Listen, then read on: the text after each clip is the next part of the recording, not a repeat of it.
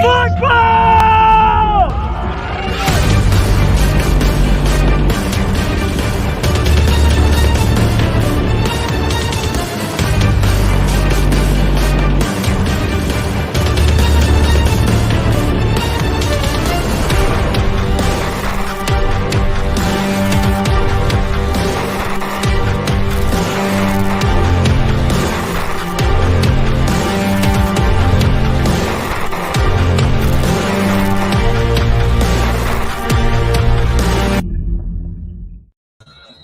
And what's up? Welcome in. This is GC live from the Garnet and Black spring game. Wes Mitchell here, Chris Clark. Doing something a little bit different here, Chris. For those of you who are on our normal shows, it will be very similar, but I would say also a little bit more informal today. Normally we would have tried to do some type of just pregame show, but we're going to try something a little bit different. Shout out to Steve Fink and Eric Nichols here at South Carolina, Chris, for being willing to let us do a little bit of an experiment. So we're live at Williams-Brice Stadium. Not only are we going to preview the game for about the next 24 minutes or so, Chris, but we're going to be live with y'all as we watch the game. So this will be a watch-along feature, I guess you would say. And basically, we've got a couple of rules on our end. We can't show you the actual game. And we're not really allowed to do play-by-play. So this is going to be more giving some thoughts on the game as it goes along. This will be like a second. Once it flips over to 7 o'clock and the game comes on, I would encourage everyone to pull the game up on your TV, on your streaming device, and then hopefully either on your computer, your iPad, your iPhone, you can leave us streaming. There's going to be a slight delay on our end, but there also will be a slight delay on the streaming end. So hopefully it's not going to be exactly synced up, Chris, but hopefully it will be synced up enough to where all this will make sense. Again, this is an experiment, but once the game starts, we may not be perfectly framed up in the video. You may see us leaning over watching the game like this, but we're going to share some thoughts with you. And if you comment on YouTube, we're going to sort of take your questions as we go. So Chris, we're looking at the countdown right now, 23 minutes till kickoff. How are we doing today, man? Are you as excited for this game as you thought you would be? I mean, we've had some build up coming into the spring, and believe it or not, we're here, man. The spring game's about to kick off very shortly. Kind of crazy that it's already here, but yeah, definitely excited because, this will be the first full practice, quote unquote. I mean, it's going to be a game, a scrimmage, much more so than what we saw last season, which was kind of a hybrid model. This year, for many reasons, we're going to get to see more of a full game. And so obviously there's a lot of fan excitement surrounding this, a lot of activities going on around Williams-Brice Stadium, Gamecock Park, Patrick Davis concert, a Gamecock walk earlier. Big Gamecock weekend has been going on. Later arriving crowd, I think, here, because people are still filing in from tailgating. Got the baseball game that's still going on as we speak. I think in the bottom ninth inning right now as we speak. But yeah, definitely excited. I know we'll dive into some of the people that we're going to be putting our eyes on for sure. Obviously, most of the talk is going to sit around getting to watch Spencer Rattler throw the football. But I think there's a lot of other players too, offensively and defensively, to watch within this game. So definitely excited to get it going here. Yeah, plenty to talk about. Again, I'm Wes Mitchell. He's Chris Clark. We've got Mike Uva over here as well. So basically what we're going to do, and I haven't even told Mike this. Mike, we were chatting here. We're going to sort of roll with two people on screen, and we're going to kind of rotate in and out so that we're not all sitting here staring at you guys for the next 3.5 hours. So, again, this is an experiment. First time ever doing this, but I think it's going to be really cool. I think it's going to be fun, and it's going to be interactive as well. So I'm seeing y'all's comments. Mike Brandon says that you may be the celebrity off the bench touchdown guy. I can tell y'all with 100% certainty, if Mike is the touchdown off the bench guy, he doesn't know it yet. So somebody probably needs to let him know that if he's going to go make that play. And I don't even think he's warmed up today, so we better start to get him ready. But Chris, before we get any further, I got to tell everybody about our buddy that they see over our head every single show, right? Clint Hammond. Oh, yeah. He is our, sometimes you have an all-time quarterback. Clint is our all-time sponsor. He's our dude, 803-771-6933. presenting sponsor of GC Live every single afternoon when we do the show, and presenting sponsor of this show as well today. Liberty Tax, also a sponsor. You see them right below Chris over there. We'll tell you about them a little bit later on when we have a little break in the action. The rosters came out today, Chris, and we're looking at them. Fans, if you haven't seen them yet, go on GamecockCentral.com. I don't have a fancy graphic to throw up, but they're free. You don't have to be a subscriber. Go to our front page. The photo that Steve Fink, USC SID, shared is on there, and it's a true split. I think it's pretty even, Chris. What were your initial thoughts? How would this thing be handicapped, you think? Like, who's the favorite to win with Spencer Rattler, by the way, if y'all haven't seen it, quarterbacking the Garnet team, Luke Doty quarterbacking the Black team?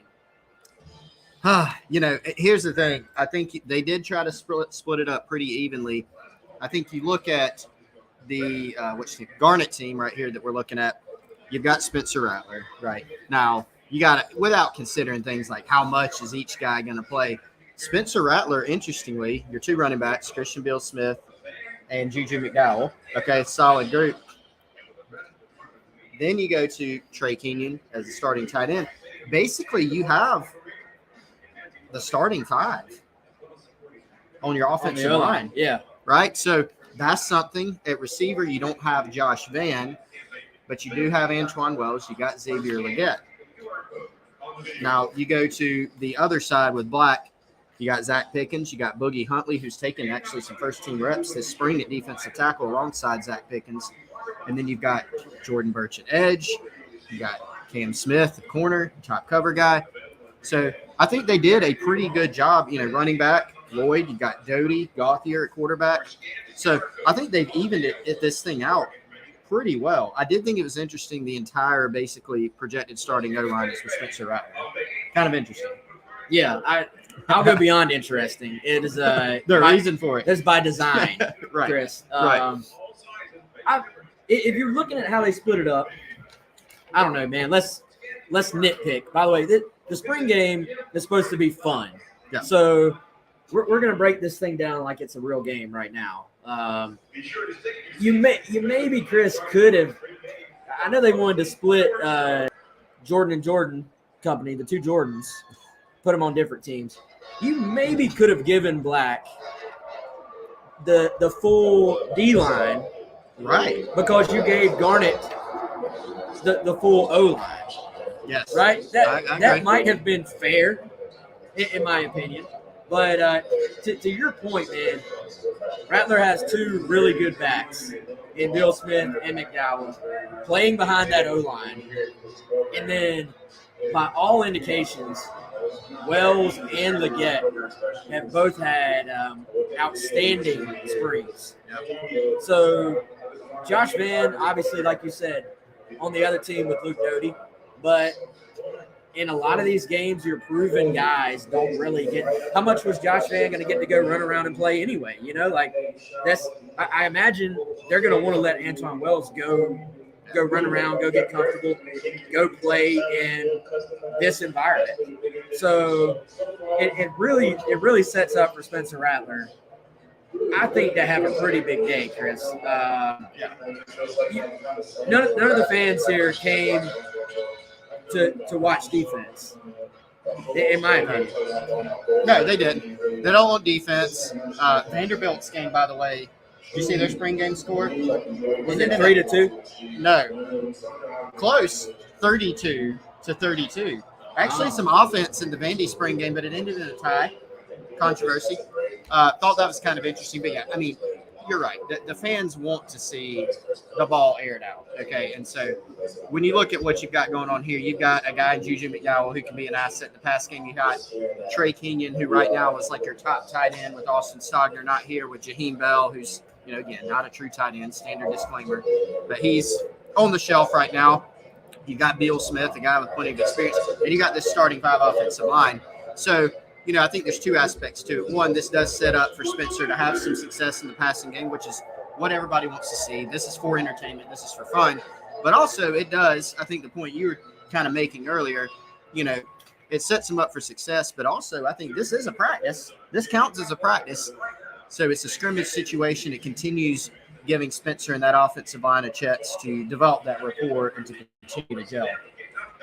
Cam Smith is on the other side against Spencer. Yes, so, that is an interesting matchup.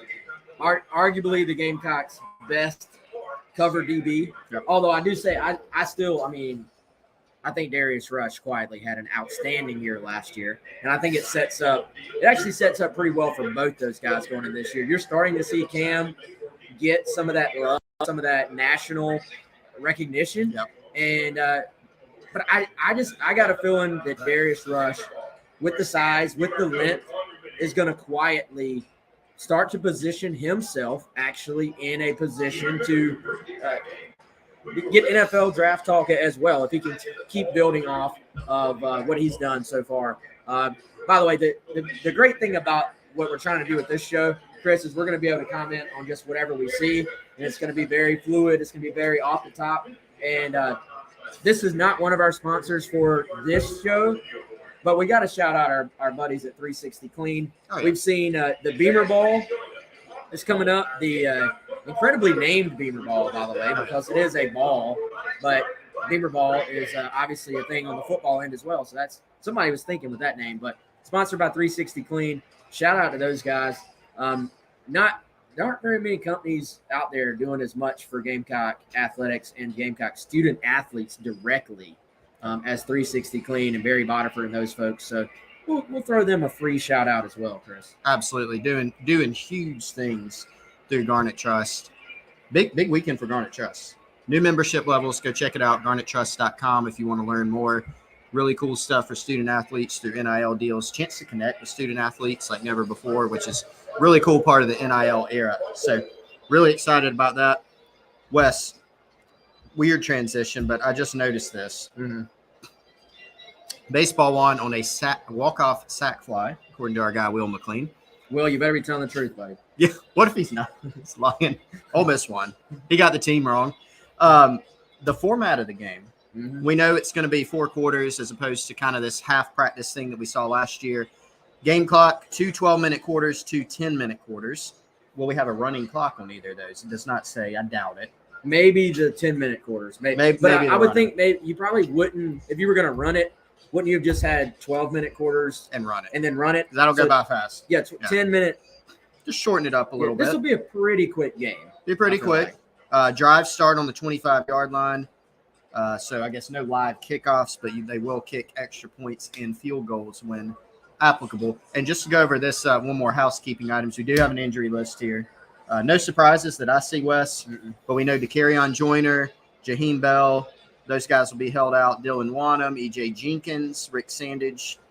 Sam Reynolds. Yeah, Joey Hunter, David Spalding again. So those are the kind of the main guys to watch out for. Yeah. Scholarship guys that would otherwise be playing a good bit in this game most likely will be out. Yeah, Chris and I were hanging out on the sideline a little bit earlier.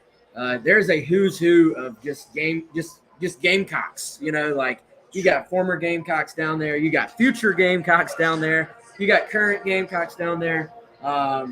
I will say this, man. Breaking news: I just saw E.J. Jenkins walking around down there. Still tall. Really, really tall. Can confirm. Can confirm. I'll say so. Again, we're gonna keep this interactive. Y'all gonna have to work with us here. If y'all can't hear us or y'all are struggling to hear us, tell us, because that's one thing we don't have feedback on right now. We're trying to keep the atmosphere like natural, so the window is open right now. It is loud. The music is very loud. So if we need to, we will shut the window and kind of go from there. Who, Chris, are you most looking forward to watching in about 11 minutes? And you can't say number 7.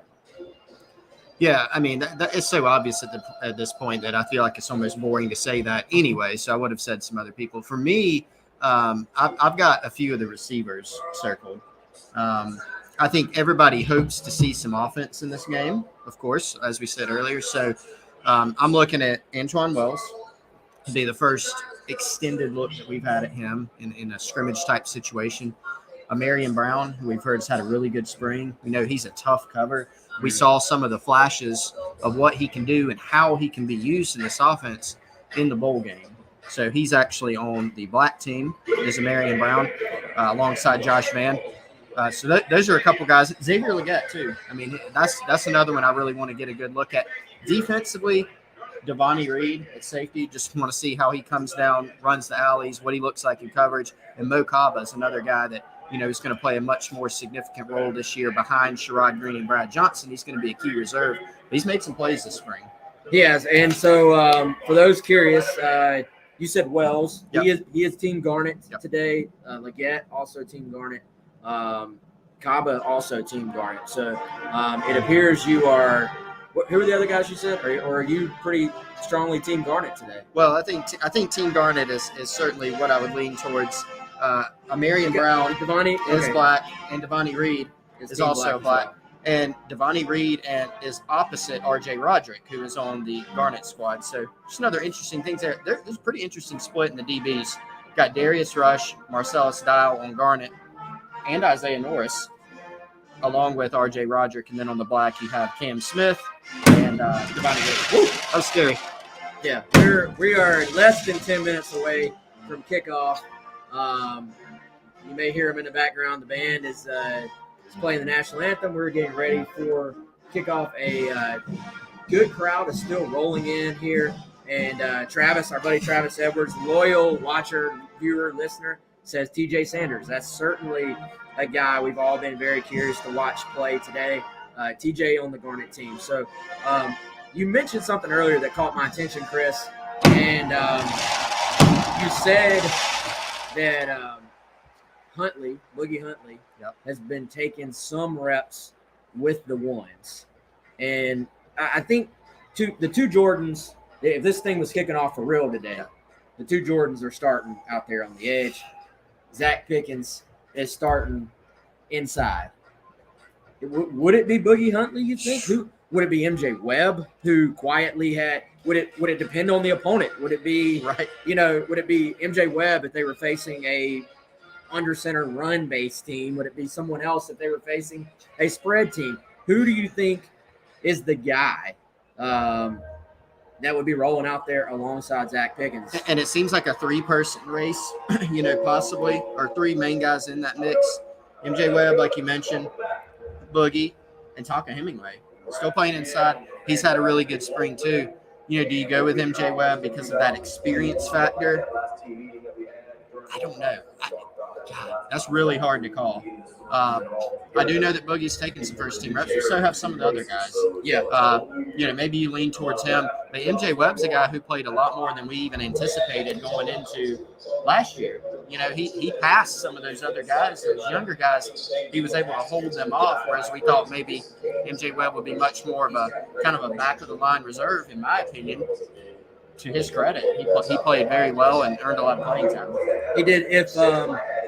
If we're going to read into the order that these guys are listed on here, which in the case of, Rattler and Doty, they're both listed first at quarterback. So let's read into it for the rest of the spots. Right. Pickens is listed first on the D-line with Black. Webb is listed first on the D-line with Garnet. Yep. So I don't know. Let's just read into that a little bit. Yeah. Next in line, though, Hemingway and Huntley.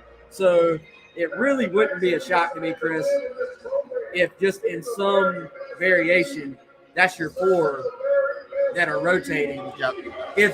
If we kick this thing off like today, if we were doing it. So now TJ Sanders has had a great spring. Nick Barrett has had a good spring, we've heard. So there are some guys pushing, but I still think there's a long way from pushing versus rolling you out there to start. We've seen Boogie play some already. We've seen Tonka play some. MJ Webb play some. It would take as much as we've heard about TJ Sanders this spring, I tend to think it would take another step forward to be saying he'd be like the starter, Yeah. I think when you look at TJ Sanders and Nick Barrett, to a lesser extent, not in a negative way, but just we've heard even more buzz about TJ. Those 2 youngsters really had impressive springs, and that was the case last time out too. So on that, to where you probably feel like TJ Sanders can go out and play some snaps for you. That's a good thing. And that you feel like he's going to be a really good player for you. Doesn't mean he's going to be a starter. That's not a negative at this point in his development. He's a young. When he got to South Carolina, he had a good bit of work to do, but he's a big, powerful guy with light feet. And I think he's really started to come into his own. Wes, while we were talking, I thought of two more guys. Brandon Kuhn on the stream mentioned one of them. We talked about Christian Beal-Smith earlier. I am curious to get a look at him carrying the football. Guy that entered South Carolina with a track record from Wake Forest. Used to sharing carries, but I am curious to get a look at him. Haven't really seen him. The other one, defensively, Donovan Westmoreland. He's made a lot of plays during spring football. Violent, athletic kid. Recruited as thought maybe he could play edge, maybe he could play will. He's played will linebacker. He's got a ways to go. Just in terms of development, but athletically, man, he checks a lot of the boxes. He does. And I had to laugh earlier when you said youngsters. I don't know. You sounded like an oldster when you said that. But yeah, well, we are getting up there. Yeah, we're getting there, buddy. We're also getting to kickoff here, Chris. 4 minutes and 45 seconds on the countdown. I believe we're about to get some 2001 action here with the team running out. The crowd has rolled in. There were a couple of questions about, are they going to be able to see the game here? No. Part of me wants to try to turn this thing around and let y'all watch the entrance. I don't know, A, if I can pull that off in 2 minutes, and B, if I'm allowed to. But so what we're looking at this as is a second screen experience. So once it kicks off, you're going to want to roll the stream of the actual game on SEC Network Plus on your TV, on your other device, and then we hope that you'll stay with us. Keep this pulled up on your iPad, on your laptop, on your iPhone, and we're not going to really give play-by-play, but we're going to comment on the game as we go.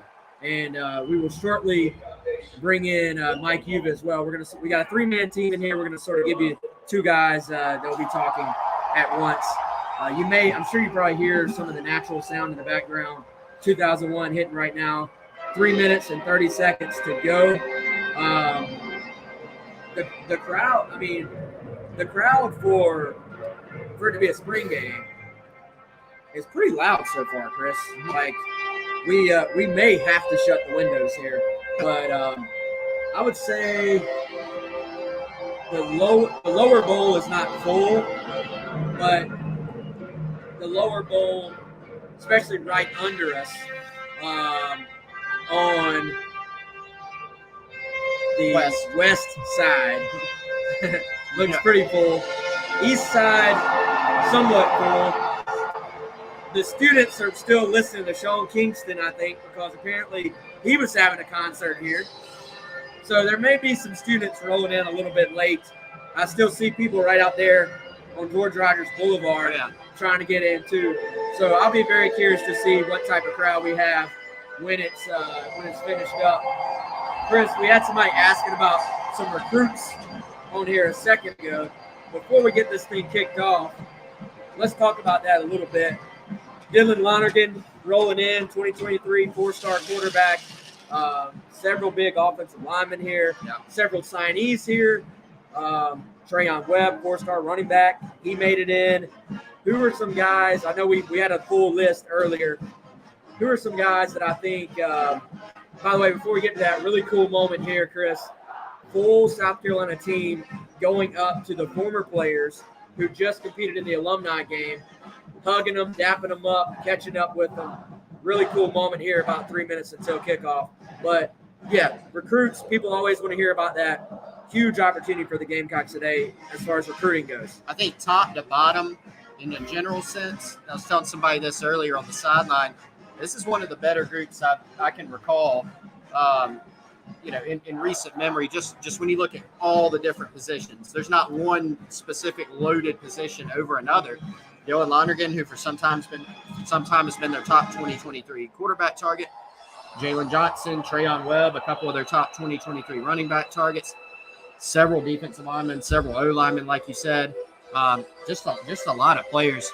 Those guys all come to mind that you mentioned. I'm looking at receiver Christian Hamilton out of North Carolina, a four-star guy. Big-time player. Big-time player that Justin Stepp's been after. Maceo Bennett from Greenville, 2024, in-state priority that South Carolina was in on very early. He's been blowing up lately. Blowing up. So there's a bunch of them. Xavier McLeod from Camden, obviously another big one this on campus. All right, we're 2 minutes and 30 seconds from kickoff right now. Hopefully it's somewhat synced up with your screen there. Final thoughts, Chris, on predictions for this game. You think it's somewhat high scoring. I think we're going to see some points. I think we're going to see some turnovers as well. I think both quarterbacks will be trying to make some plays, maybe put the ball in danger a little bit. But it's going to be set up for some touchdowns, I think. Yeah. So I'm going to say I think Garnet wins it. Shortened quarters probably limits the scoring a little bit. I'm going to say 31-24 Garnet. That sounds good. 4 touchdowns and a field goal. 31, you said 31-24? Yes. 31-24. I'll go 31-20. How's that sound? I'm thinking 31. Garnet, right? Garnet. I got Garnet. Yep.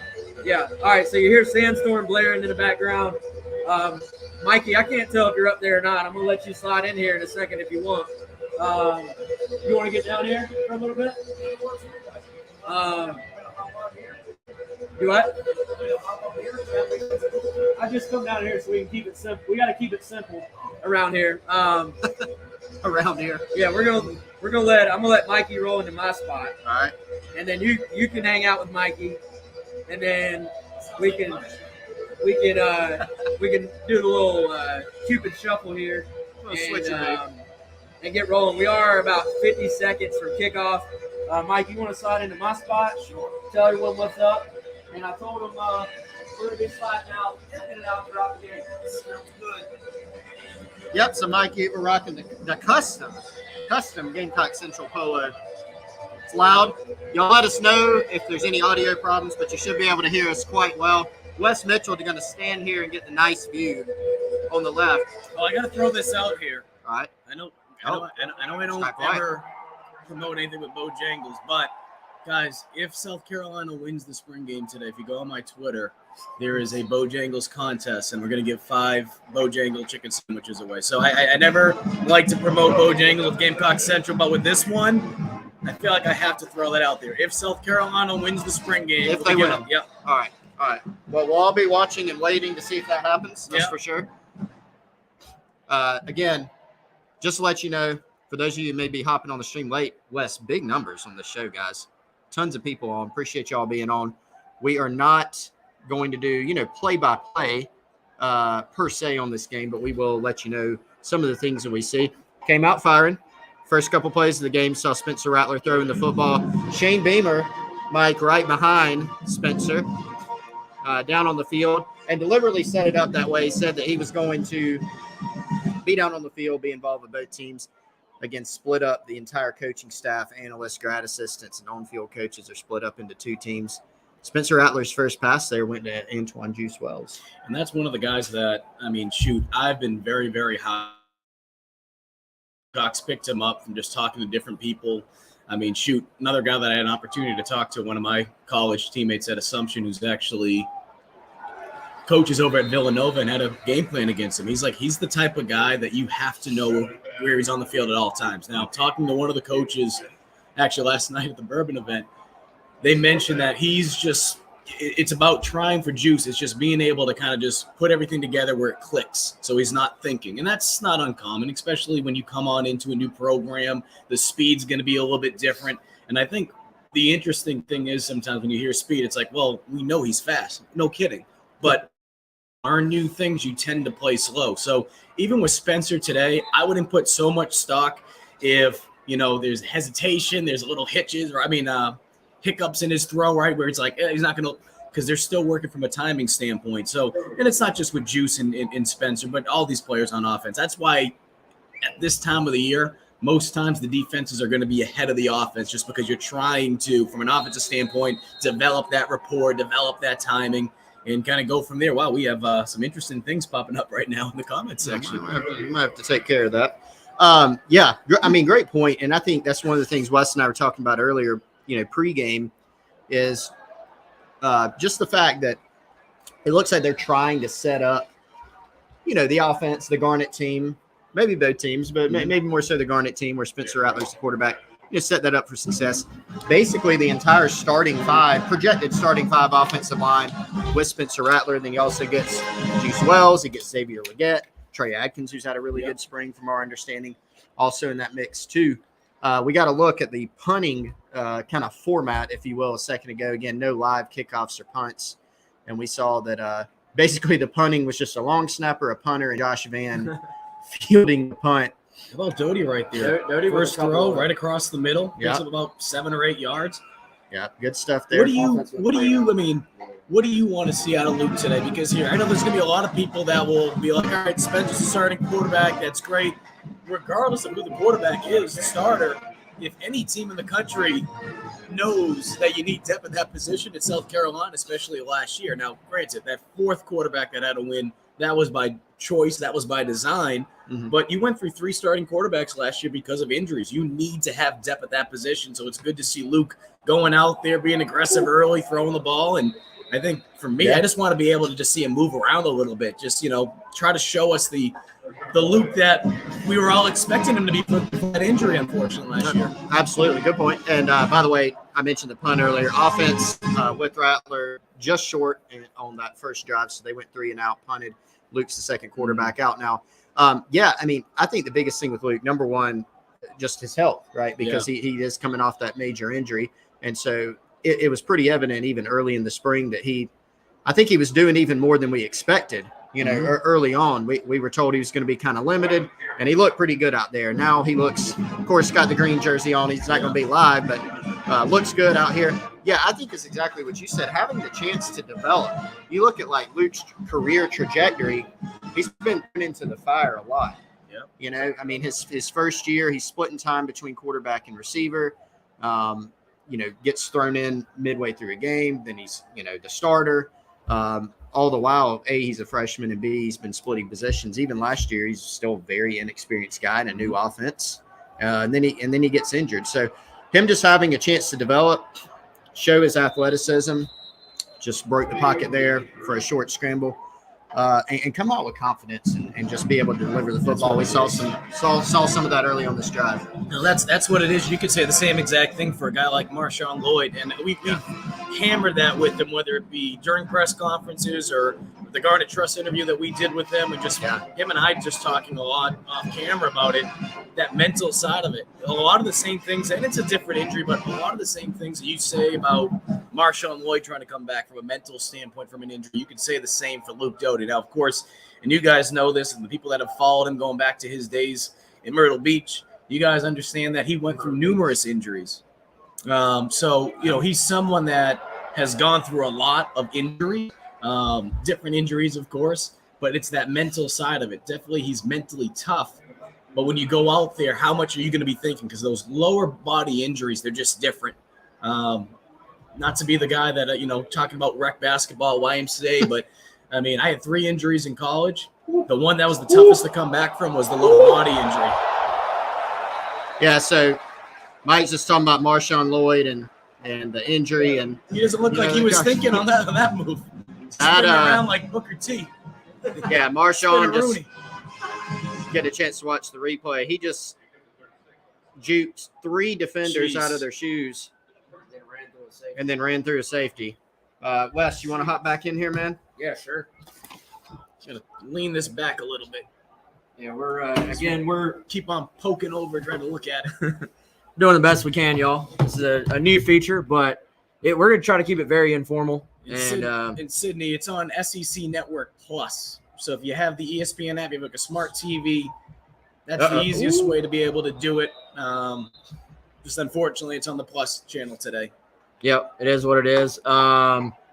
Mike, thoughts so far, man? I think let's go with what Chris just mentioned, that move by Marshawn. He had some moments last year where I thought we saw flashes of, he's starting to get back to being the guy we thought he was when they recruited him. But I don't know if just here in the first, a few minutes of this game, I don't know if we saw him make a play like that all last year. That was pretty special. And I wouldn't put too much stock into how many yards he rushes for, right? I think back last year, Zaquandre White, I think it was like 16 carries for like 95 yards or something like that and a touchdown. I wouldn't get too concerned about how many yards he has today. I'd rather see him do that, we just saw right there, instead of, having like an 80-yard rushing touchdown where, makes the stats look good. I'd rather see him be able to go out there and just be consistent with those cuts and just being able to get that confidence that we talked about, because it's amazing. Nick Muse talked about it last year, coming back from his injury from a couple seasons ago with the ACL. He thought about it all season long, that following season. And it's just one of those things that you just need to get out of your head. Marcus Lattimore, he talked to me about it. He's like, you need to convince your mind that you're not hurt anymore. And as you mentioned, famous Amos out there. Yeah, Rashad Amos just had a nice little cut to the outside, finding some daylight, Mike. I'll tell you what, a guy we have not mentioned much, but I want to mention right now, Sherrod Green on the tackle there. It's great to see. Outstanding to see. I actually noticed him on one of the plays where Luke Doty broke contain and was getting to the outside. 44 running sideline to sideline to the ball carrier. And a guy that obviously has been through a lot in his career from an injury. I guess injuries are the big topic of discussion right now. But 44 is on a pitch count today, but outstanding to see him out there running around, playing athletically, playing physically. And he's a guy we haven't really talked about it much this spring, but it's going to be a huge part of what this defense tries to do this year, Mike. And we saw right there with Luke Doty coming out there, a little high on that pass, a little pressure that was put on. That's something when you look at it, Wes. I mean, we can go back to the days of, John Abraham, or we can go back to Jadeveon Clowney. But it just feels like that's always been a position, especially the last couple of seasons in particular. USC's had some pretty good depth at the defensive line position. And when you look at the secondary, we know how good Cam Smith is and heard all about him. But the point being is, I don't care who you have in the secondary. If you don't have a strong pass rush, it does not matter if you have Dick Night Train Lane or Deion Sanders in the secondary. You need to have a good pass rush. So I think, when you look at some of the talent that they have, you're trying to see, can this be a year that Jordan Birch really takes that next step? We've seen that from other guys. We've seen that, whether it be a defensive end or the interior. But I say that because we're seeing them get through a little bit right now, getting to Doty, which I know on the flip side, people are going to be like, oh, the O-line. Well, hey, look, and I think you mentioned it, the starters. The entire first team O-line from these were the guys every open practice we saw. Douglas at center, Gwynn, Wanamaker, Nichols, and Lee. That's the first team right there. They're with Rattler. Yep. So, you can't quite just point that out. The reason why it's important to point that out is because some people get so upset. Hey, it's not the true one. Sometimes it doesn't look exactly the way it looks. Exactly. And matchups in football matter. Is that Jeter on the kick? Got a field goal attempt. Is that good? It is good. Mitch Jeter with where's that kicked from? Is that about a 47-yard field goal? Is that from the 30? Ball was at the 29, so that'd be what? 46? 47? 47-yard. We did learn in one of our interviews that they do an 8-yard snap with Pete Limbo. A lot. I've always heard 7.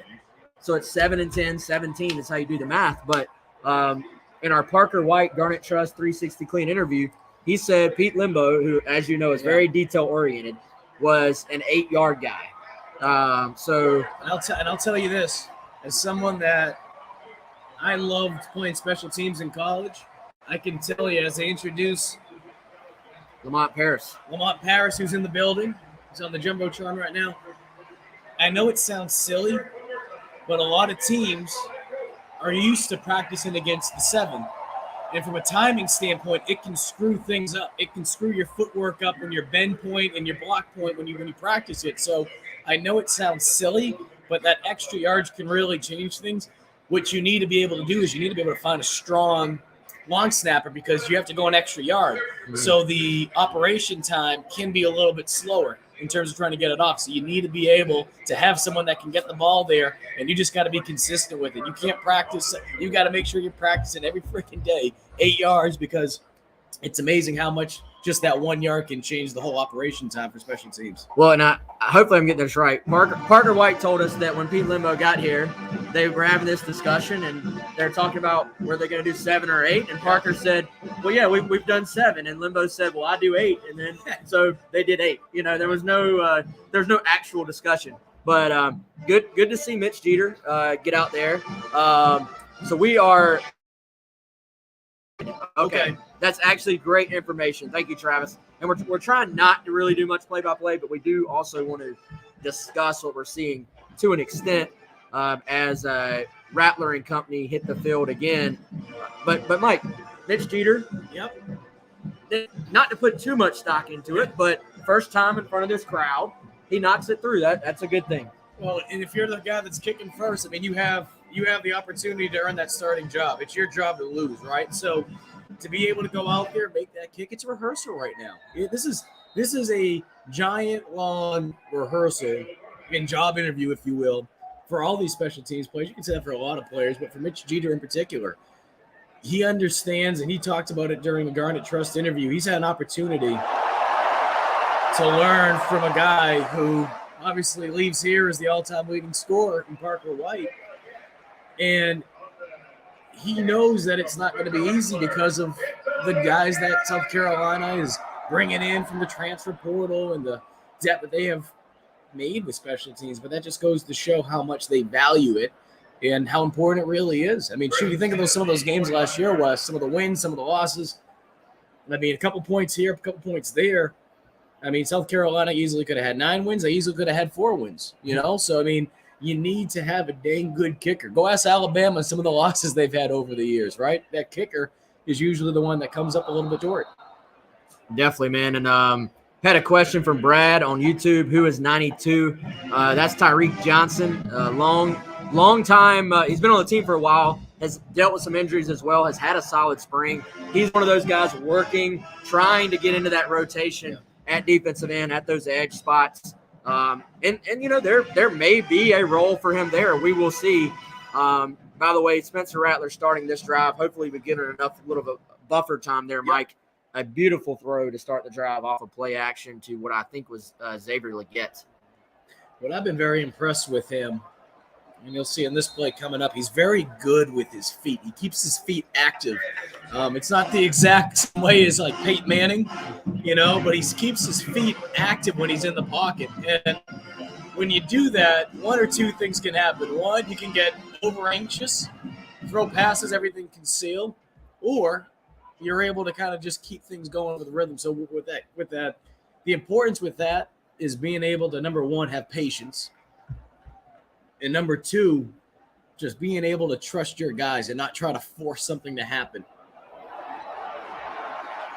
Definitely, as the Garnet team, I'm about to say the first team offense, the Garnet team is on the move. Again, we're going to try to hold back for a moment here so that we don't give it away so y'all can sort of watch the game. But a nice little drive going right here, mixing up the play calling, some downfield passing, some short passing. We saw some split 2-back stuff there. I think that's something, Mike, we're probably going to see a decent amount of this year as they try to get Christian Bill Smith, Juju McDowell, and Marshawn Lloyd all on the field at the same time, huh? Or not at the same time, but in the rotation. I mean, we know it's not Little League baseball. Everyone's not going to have a chance to get in that bat, right? But at the same time, too, you have so much talent in that room, and you have guys that,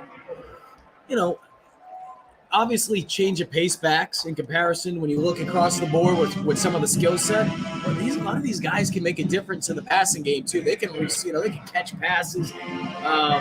They can block.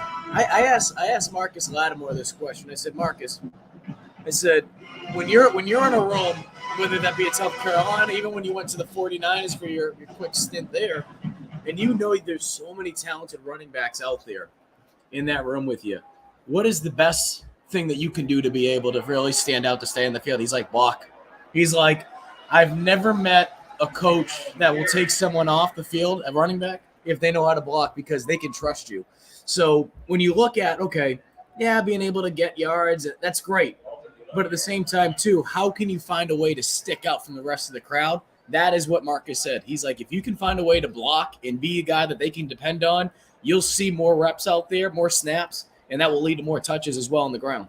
Well, and you use the word trust, Mike. I think that's ultimately that's what coaches are looking for, man. Once they roll you out there, they have no more effect on what you're doing. So you're basically, as we see Spencer take off here, you're basically putting your painting out there. You know what I mean? Like you're letting them go play, go do it. They want to trust that guy is going to go do what they've been taught to do. So I think when you build trust, that's how you earn playing time. By the way, let's get into some details of this drive, man. We saw the big throw earlier, and then I'll say this is something y'all may not have seen on from the camera view you probably got on that play that Rattler took off running. He actually had Leggett about to break open, and somebody in the defensive backfield pulled a Mike Uva and turned the guy. Probably should have got called for a defensive holding and kept it from possibly being a big play. Rattler had to put his eyes down and take off running, showed a little bit of his mobility out there. They didn't call it, man. There's no penalty. We protect our DB brothers out there, right? There's no such thing as a flag. What I've been just impressed, though, with the way Rattler's been doing this drive is that, and it goes back to a lot of the things that he's talked about in press conferences, right? Which is it's different from Oklahoma in the sense that there were more – they were trying to go after explosive plays. It seemed like every other play, if not every play, right? I mean, that's the Big 12. Trying to go down 25-plus yards down the field. He said here it's more that NFL style, which we've talked about a lot. We've heard a lot. He understands that it's not going to be, okay, throw the ball 25, 30 yards down the field every time. You're going to take what the defense is giving you, but you need patience. And when you have that background of playing in a conference like that, and I know, there's a lot of jokes, right? It's kind of like the Arena Football League, if you will, right? Because it's so high scoring. That is an adjustment. That is different. And we can sit here and say, okay, well, he's had 14 practices. Well, he's in a stadium right now. There's about 20,000 or whatever it may be, how many thousands that are here. You might get anxious to want to take a shot downfield. So I'm interested to see how it continues to play out the rest of the game. But so far, he's just took what the defense has given him. He really has. And by the way, we're at the end of the first quarter now. So 1 quarter into the Garnet and Black spring game. Chris, you want to hop in here again in a second, man? Sure. Mike, as we let Chris roll in, man, what are your thoughts on what you've seen so far overall? Other than Rattler, has anything caught your attention, man? It looks like we might get some drill work, possibly in between quarters here, guys. So what this will be, this is a special teams drill that they're doing. I know it doesn't make any sense of really explaining it because you guys can't see it, but this is one of the drills that Pete Lembo is big on. And the reason I'm bringing that up is when you hire a special teams coordinator, you better make sure that you're putting some special teams out there. And this team, you talk to guys like Parker White and some of the other guys. I mean, the Garnet Trust interviews that we've done with Kroger. Speak about Parker White. He's getting recognized right now in between quarters. But what they've said is that there's just a higher emphasis on special teams. And you would expect that, right? Having a guy like Shane Beamer, and then, of course, like I mentioned, having a full-time coordinator for special teams. But it really does make a difference. It really does. I don't want to get into the statistics, but, I mean, shoot, you start a drive at the 40-yard line in comparison to starting at the 25. It changes everything, Chris. It really does. Field position is huge on special teams plays. It does. And the thing that I've always picked up just from observing some things in the program and talking to some people around the program is it just everything that they do, not only are they devoting more time to special teams and putting more emphasis on it, but everything's kind of integrated. Pete Lembo's obviously a great teacher of special teams. He has that head coaching background. Yeah. And so I think he kind of sees, coaches special teams with a head coaching mindset, and so does Shane Beamer, and so did his dad, Frank Beamer. And so it's a very important thing. And so a lot of the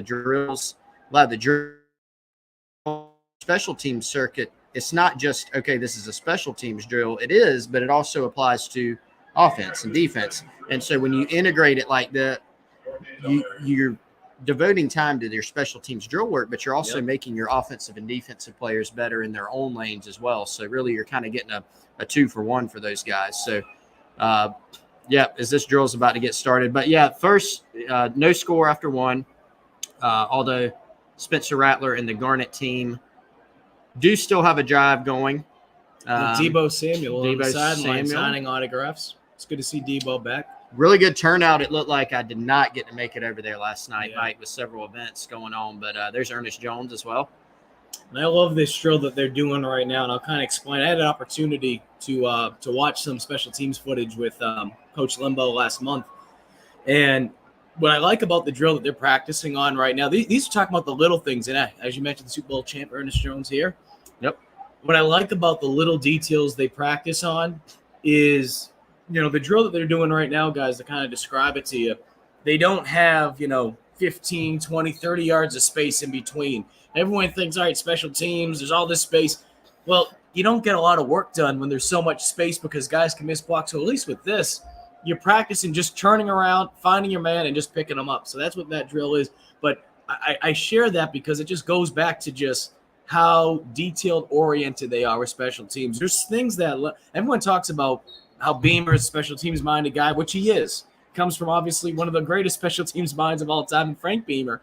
But there's been things that Shane has talked to me about, not in press conferences, just about little things that Pete Lembo has taught him about special teams. Mm-hmm. Just these minute little details that you'd be like this, wait a minute, why didn't I think of that? So when you have two of the best special teams minds in college football working together, it's truly amazing to see how much they're able to learn from each other. But I think the bigger thing too is, Chris, talking with special teams, they've got this team to buy into it now. It's not easy to do. You have scholarship guys. I mean, shoot, you get it. You and Wes following all the 4 stars, the 5 stars. A lot of these guys, outside of maybe being a returner for their school, they don't get asked to play special teams. So you need to have that selfless attitude when you get here and say, hey, you know what? I can make an impact on special teams. And for a guy like Nick Muse, who has a big interview coming up with the Cincinnati Bengals next week, special teams is a main reason why he's getting as much looked at right now, in addition to obviously what he does at tight end. Yeah, it makes you extremely valuable. It's a way you can get on the field, early in college. And when you look at NFL guys, the guys that aren't elite at their position, they tend to stick around the league because they're so valuable in special teams. Roster spots are so limited. And so if you're, say, a running back or a receiver, when you can make yourself valuable in special teams, you're going to keep yourself above that cut line a lot of times. And so the thing that is something I talked with Wes about last month a lot, just diving into how Carolina runs their special teams and some of the stuff we've talked about with Limbo and that holistic kind of approach is, a lot of coaches, they talk about, they give the press conference answer, of special teams is very important. It's 1/3 of the game, blah, blah, blah. But when you look at their special teams, maybe they don't have a dedicated special teams coach, and that can be okay. You can still be good there, but the teams that actually devote time to it tend to be really good at it. Now, you still need the athletes, but I think looking back even at year one of the Beamer era, you can look at the offense, you can look at the defense, you can look at the special teams. And I think when you look at the special teams, that's the area where South Carolina went above and beyond in maximizing, I think, what they had on the roster, right? We know the offense didn't. There was a lot of stuff that went into that. The defense was better than we anticipated, but they certainly had their moments. The special teams not only were better than expected, it was one of the best units in the country, all things considered. And so for this team, a low margin of error team, I think that gives them, a little bit of an edge in certain games. And for Shane Beamer and company, the hope is for them and for Gamecock fans is they continue to, they stay on that course, and then they also continue upping the talent level of this team on offense and defense as well. Then you got something cooking.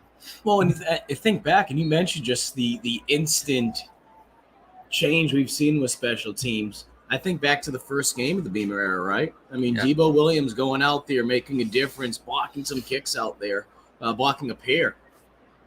That's a good way to be able to stand out. I don't know if you've noticed things, and I don't know if Wes can add to it.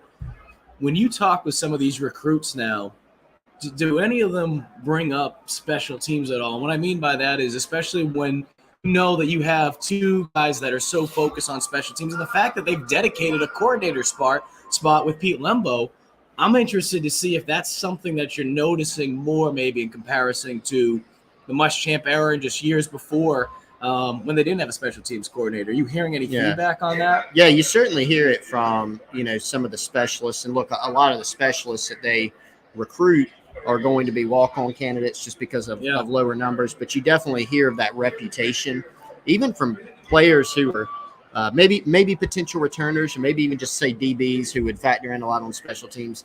You definitely hear about that and the types of roles. Pete Lembo will, recruit some guys from the Northeast that maybe aren't going to be just special teams guys. But think about a guy named like Keenan, a guy he had a hand in recruiting, presumably is going to be a guy that will play some special teams for Pete Lembo. So there's that relationship there, but also there's that knowledge of how good Pete Lembo is. And a lot of recruits definitely mention Shane Beamer and his dad and all those special teams tie-ins. So it does come up in recruiting.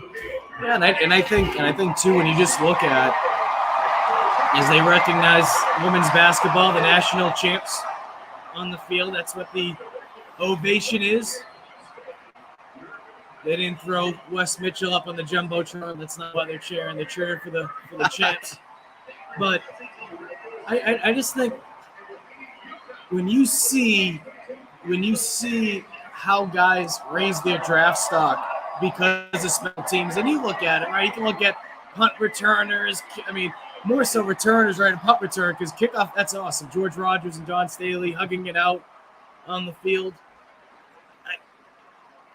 I think it's one of those things you look at returners. It's like, oh, that's the guy that's going to make the money, and the guys that are blocking. It is amazing how guys just don't know how to block the same way. And Lembo, and this is something else that's interesting about South Carolina when it comes to the way they do their special teams. So Lembo told me that you go to different places, it can be different all the time. Sometimes they use different terms, right? The same terminology that they use from a blocking standpoint for receivers and blocking running backs, it's the same language they use for their kickoff return, for all their blocking. And he says when you simplify it like that for a 18, 19, 20-year-old kid, they're able to process it a little bit better. Oh, shoot, this is the same exact thing I do as a receiver. Oh, this is the same angle that I take as a linebacker. That's one thing that he said that, some of these other schools that you go to, they don't always do that. They use the same language, and it makes things simple, or it simplifies things for these players. So that's just one of those little details that that I don't think people really think about that much. But when you put it in that perspective, it's like, oh, shoot, no wonder why they were able to pick things up a little bit quicker. Yeah, no doubt. And I think that goes back to that kind of holistic approach and that synergy that, is across the entire team. And when you have the special teams, kind of be ingrained in everything you do and everything's just kind of tied in. Travis is funny. Yeah, Mike, the special teams head coach in waiting. And what's up, Kendall Smith? Kendall does an awesome job for Gamecock Central. Hang on, Charlotte, tonight. We miss you here, Kendall. Thank you for watching the stream. With Shane Beamer when he first arrived here. Can kind of look like at my Al Bundy days, if you will, with this story. But, I was always hurt in college. So one of the big things I did was special teams. And I read and watched more drills by Frank Beamer than you could imagine. And, that was something. I was fortunate to win Conference Player of the Week for special teams. And I told Shane, I said, I need to meet your father at some point. I said, that man, if it wasn't for him, I don't know if I would have ever got that award. I don't know if I would have been able to stay in the field. But special teams can definitely keep you in a lot of different ways. But it's not just the returners. It's the guys up front, the Nick Muses of the world last year, being able to find blocks and being able to pick them up and sustain it. No doubt. So to bring you up to speed on the action now that we've had a little bit of a buffer, Spencer Rattler and the Garnet team had a third down. Gilbert Edmond with a really nice bend around the edge, put some pressure on. It sounded like to me, Antoine Wells, I think, caught that pass, but it was going to be short anyway. I think they actually blew that play dead. So Alex Herrera hit a field goal. Alex Herrera is battling Mitch Jeter for the place kicker job. So 3-3 between the Garnet and Black team right now, and Luke Doty back out for his, I believe, second drive now for the black team. And it goes without saying, but it's good to be able to see the two guys that are competing for a spot both make their kicks. No doubt. So, I mean, and shoot, you look at it, you could say historically, but especially as of late, that's just granted, a lot of it has to do with Parker White playing it for 10 years. But they've been very fortunate, right? I mean, and I think too, Chris, you think back, and I've had this conversation with Parker before. People forget just how quickly things could have changed for not just Parker, but that position. If Muschamp lost faith with him early on when he wasn't making those kicks, right. That's something that Parker said going into last season that he was very grateful for. That Muschamp stuck it out with him, and he helped develop that confidence with him because. Shoot, early on in his career, his confidence was shot. But by Muschamp continuing to put him out there, he said that he knew that at least the coaching staff still believed in him. His teammates continued to pick him up. And obviously the rest is history. As one of the things in between these quarters they did when Parker was down there, they did throw up the new record up on the I don't know what the heck you'd call those things, on the staircases. Turnstile. Jordan, Or the what is it, Wes? No, You guys know what I'm talking about. The records on the side where people walk. That's what we're gonna call the them. concourse. No, Wes is like, no, that's not it. They put The Parker's ramp? name up there. ramps. We couldn't come up with ramp. The corner ramps, the four corner ramps, There's a different name. whatever they. Yeah, we'll there find is. out. But they put that up there, and that's good to be able to see. Now, as we see Doty back out there, and we're trying to make sure that we're not staying ahead of you guys with the plays because we're a little behind here. A lot of quick passes, right? Play action, not true RPOs, more so play action and just read options for the quarterback, or they have that read. Everyone gets so RPO happy, to say everything's RPO. Not everything's RPO. RPO is more so reading that outside linebacker and seeing where he's going to go and determining if you're going to throw it or not. But I mean, that's Doty's game, right? Being able to do play action, have him on the move, and to be able to see him do that so far, it shows that, at least for right now, that foot looks pretty good. Well, that was an RPO. Yeah, that's what I'm saying. That Yeah, one was. That one was an RPO. Yeah, Doty with a nice throw there. Hopefully he didn't spoil that one for you, but you see it. Yeah, it was very timely to talk about the RPO there. Yeah, clearly a read there, and fires to Eric Shaw sighting, guys. Eric Shaw playing some wide out there, which he has been, of course, for quite a while, including this spring. Yeah, Will McLean shouting out Rashad Amos. Little bit, guys, of a I don't know if it's a plot twist so much as maybe a little bit different than I expected. The defense has certainly been flying around here a little bit. Done a really good job, it looks like, with their run fits. That, of course, is a big, I think, emphasis area for this defense. Getting better against the run. We did see them last season getting gashed against the run a little bit too much. I don't know how much we'll be able to take away, from this spring game, but Marshawn Lloyd's had some nice run. Rashad Amos has had some nice runs. The defense has done a pretty good job of, so far, for the most part, of hemming in the ball carriers. And, of course, we don't have a touchdown yet. We're in the second quarter. 3-3 game, 2 field goals so far.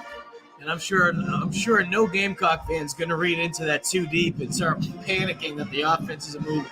And not to take anything, Not at all. And not to take anything away from what the defense is doing today.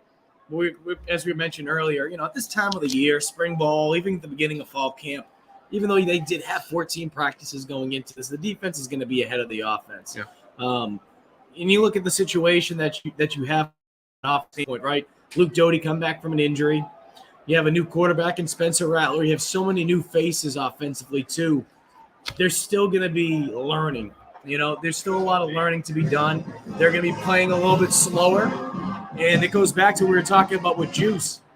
They have the speed to be fast, but when you're learning, you tend to play a little bit slower. I remember talking with Carlins Patel, making that jump from D2 to South Carolina. He said that was the toughest thing for him.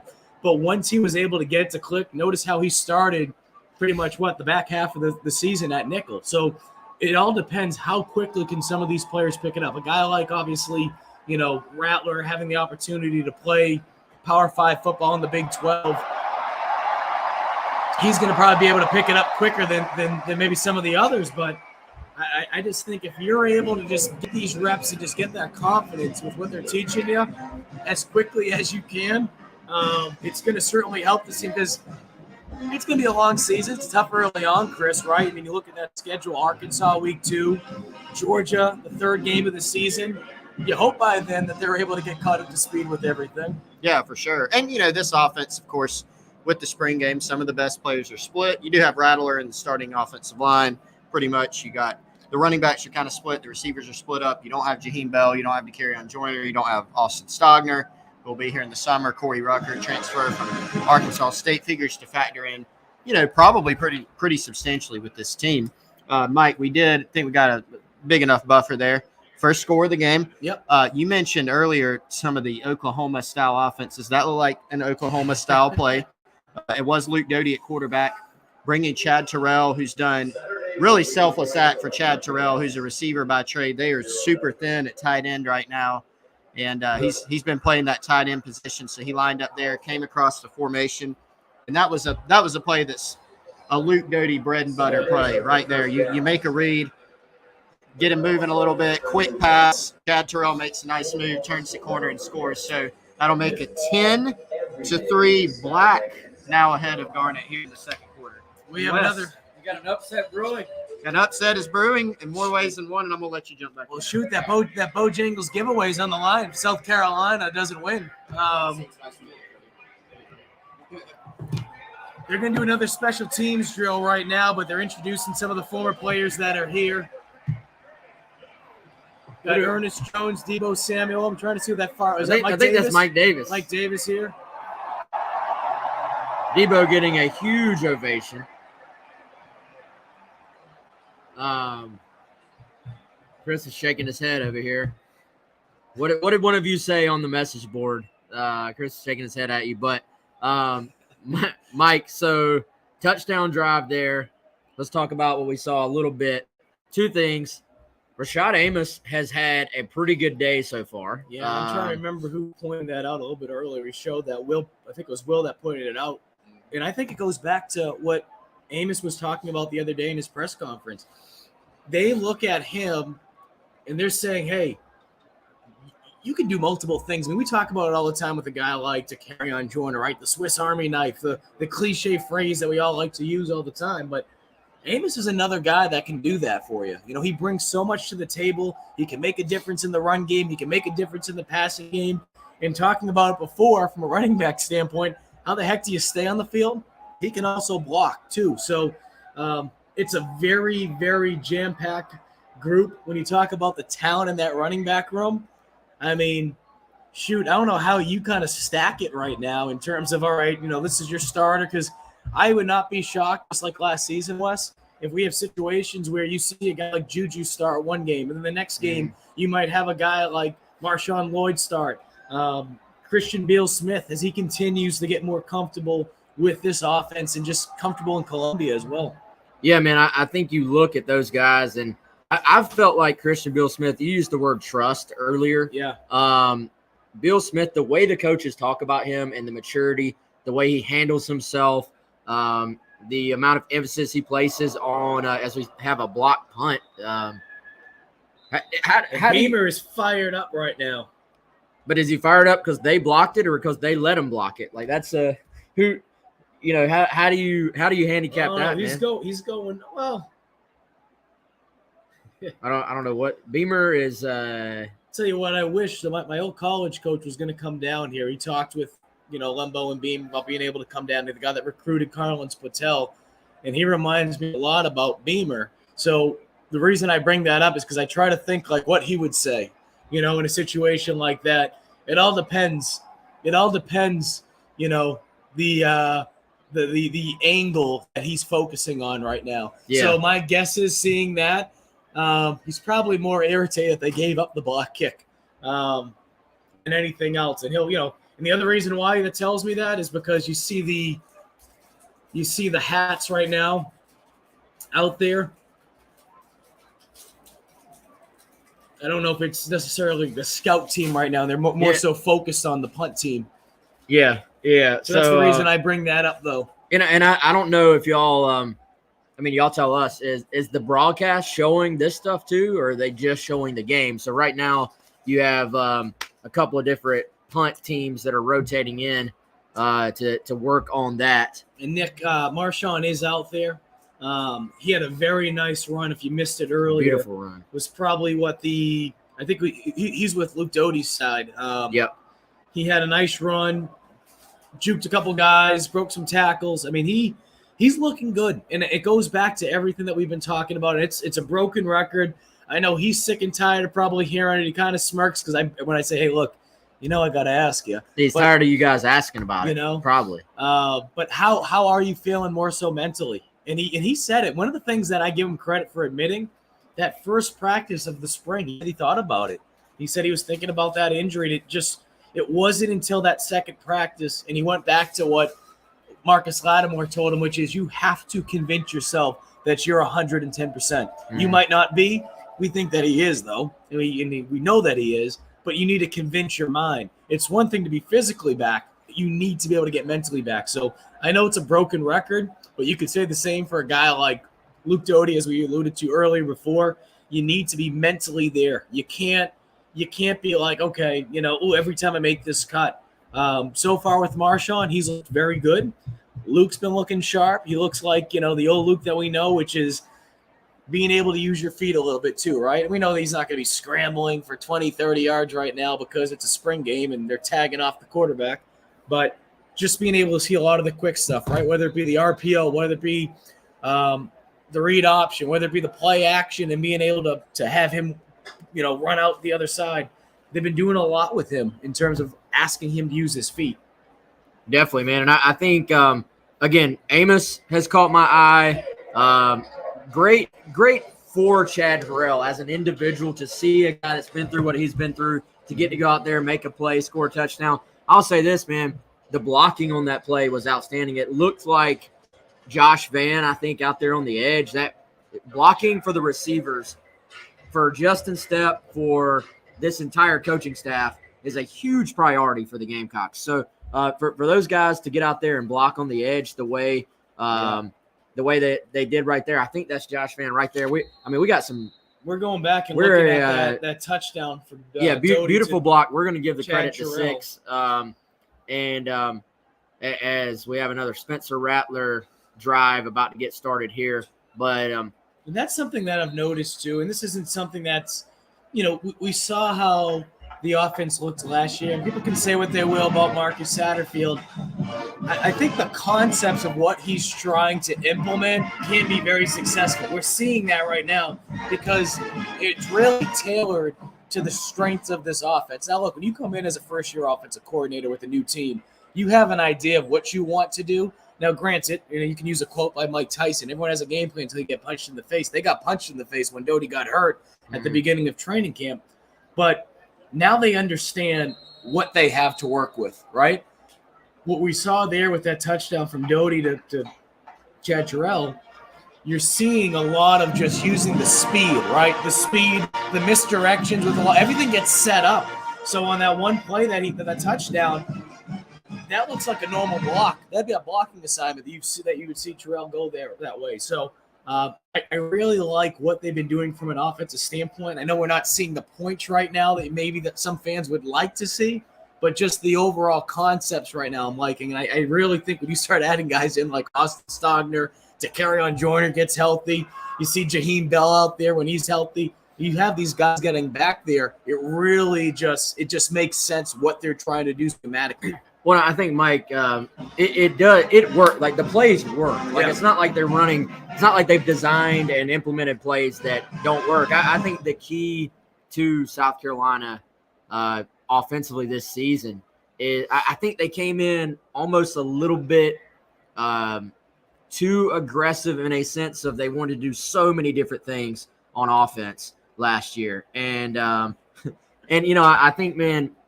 it's going to be important to sort of trim down what they're trying to do and really put themselves in a position to execute. And as we have some spam coming across our chat there. Yeah, we put hot girls and boys. Actually, I shouldn't even read the names. Don't even read that. We just put them in a timeout. Yeah, we had to put somebody in a timeout. We apologize if certain things are popping up with some bots coming in here. Yeah, we got some bots hopping on our show, but very nice cut and run to daylight by what I believe was Christian Bill Smith a second ago. Sort of a run to daylight. I don't know if it was designed to go that way or if he cut it back against the grain, but nice little run by him. That's one of the first times I think we've seen him kind of find some daylight and get an opportunity there. And to your point earlier, man, I don't think we completed the thought on the running backs. It's going to be a continuous battle because Lloyd obviously has done what he's needed to do this spring. And then, I think Christian Bill Smith is the type of guy that builds trust with his coaches just by being so detail-oriented. I think Juju will probably never be the every down back here, but he will always have a spot, right? Absolutely. He's always going to have a chance to play. Versatility that he brings. Then you throw in Amos. We're going to get to see at some point today Lavasia Carroll, I would think. So I think he's a little bit behind the other guys right now, but there is definitely talent at that position. There's something interesting, too, and I'm not trying to pick on you, Michael. You bring up a point, and maybe Wes agrees with you, and it's not specifically just talking about Christian Beal Smith, a.k.a. CBS, but we know that Spencer Rattler has the ability to go out there and throw the ball 42 times if needed. But I just feel like you won't see that as much, and the reason being is he came here because he wanted to take – he wanted to be in an NFL-style offense. They're not going to – look, the NFL obviously has changed. There's no question about it that you're seeing it get away from the run game at times. But, I mean, you got to realize, too, Oklahoma and just that conference as a whole, they really didn't run football the same way that I feel like South Carolina has the ability to. So they always talk about it, and I say they, meaning you could say any coaching staff, but I know Satterfield has mentioned it this spring. They want to be balanced. They want to be close to 50-50, right? Are they going to be 50-50 a lot of the times? I mean, well, it has more so to do with how the game's playing out, right? But I don't think necessarily that because Spencer's here that they're going to abandon the run. I mean, they have so much talent there, and what that can do is it can really open up the passing game if you start mixing it up, the play action in there as well. Yeah, well, the great offenses we know can do both, and that's the hope that you can sort of dictate the flow of the game by your offensive play calling. And, again, we're trying to not like give away exactly what's happening before y'all see it, but a nice little drive now going for the Garnet team. I got a feeling, Mike, we're going to soon see the first touchdown pass of now they may just run it in because I'm not jinxing it. I'm calling it. Jinx it, guys. Everyone just tweet out Wes. We're going to see thumb down emojis. We're going to see a play action pass here shortly. Defense starting to maybe put their hands on their hips a little bit. And I think we're going to see a play action pass here soon. And we're going to see the first Gamecock touchdown pass for Spencer Rattler. The ball, I'll say this, y'all. The ball quick and it gets there in a hurry. Mm-hmm. The ball's got some spice to it. And I think back to just the other day, it was Josh Van was saying it. He said, Spencer Rattler is going to make you look good because when you turn around, the ball's going to be there. You better be ready to catch it. And it's going to be exactly where it needs to be. So that speaks volumes of just the extra work that Rattler has been putting in after practice because the timing, that rapport, it takes time. It takes time. So to see him already develop that rapport with some of these newer receivers, and I say newer, right? I mean, everyone's going to be new to him. But the fact that he's worked, with guys that are transferring in, guys that played either with Doty or Zeb Nolan or whoever last year at South Carolina, it's good to see the timing all coming out there. But it's just he's the type of guy, and I've used this phrase, Wes. He's like makeup. He's gonna cover a lot of the blemishes that this offense has. They might not look perfect, but they don't need to. Some of the things that they weren't able to get away with last season, I think he's going to cover it up and be that makeup. Well, I think, man, if you go into a season with a solid defense, which I think South Carolina will have, and a quarterback. If you have a defense and a quarterback, I always feel like you're going to have a chance to win games. It doesn't mean you're going undefeated. It doesn't mean it's all going to be perfect. But you have a chance to win some football games. And I think that's true to say about this team right now as Mike looks up the stats. Trying to pull this. Chris, we're double checking on you, man.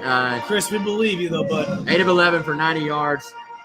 As we're seeing, I would say, the most complete drive of the game so far in terms of running the football, having success on the ground, some different types of throws, some different types of looks. We actually saw a little bit of I don't even know what position Wells was coming from on that play, but it was a handoff in the backfield to Antoine Wells, trying to let him find the corner. So we've seen a little bit of creativity on this drive too. Offensive line for the Garnet has been solid. It's been a little pressure, as we see right now. The Carolina girls being featured on the field for their second straight.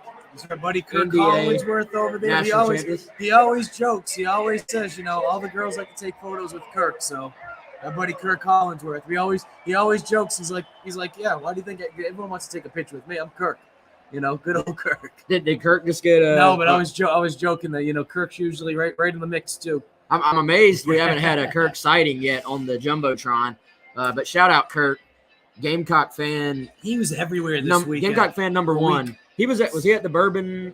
He was Society at the Bourbon Society event. I think he won something. He was at Carolina College. I'll tell you what. One of the neat traditions that has happened every time, and it happens obviously during the regular season because those shows are weekly, and they were at Backstreet Grill, so we'll give them a little shout out.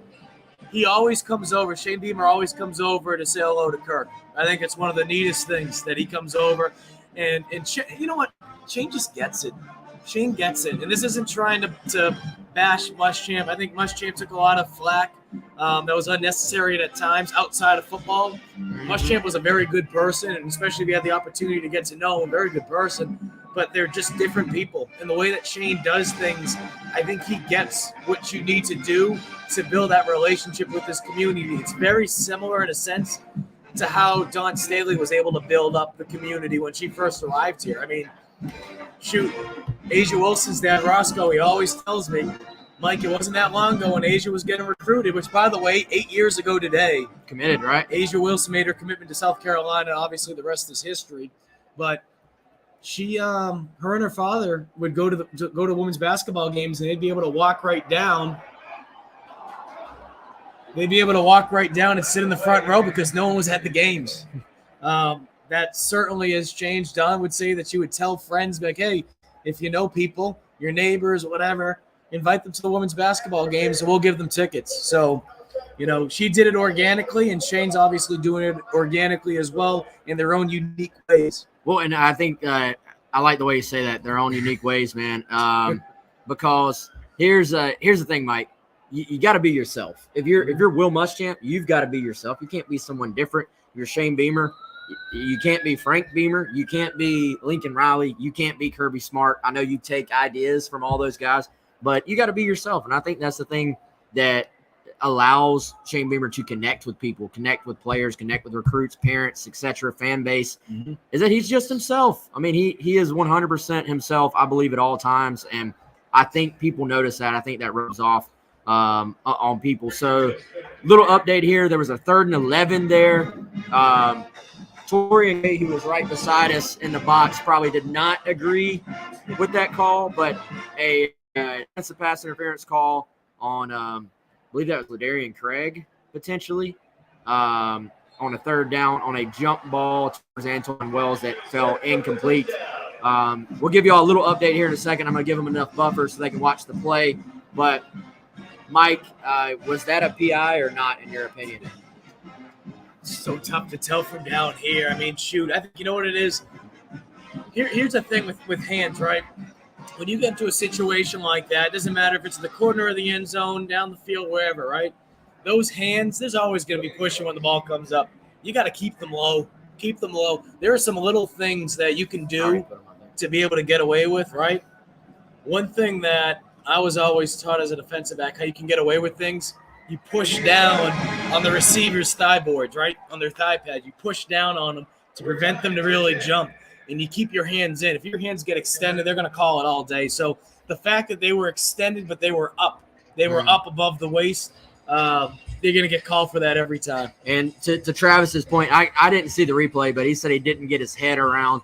That's going to be you can get away with a lot if you're looking at the ball. If you're trying to play the ball and you're a DB, you can get away with a lot.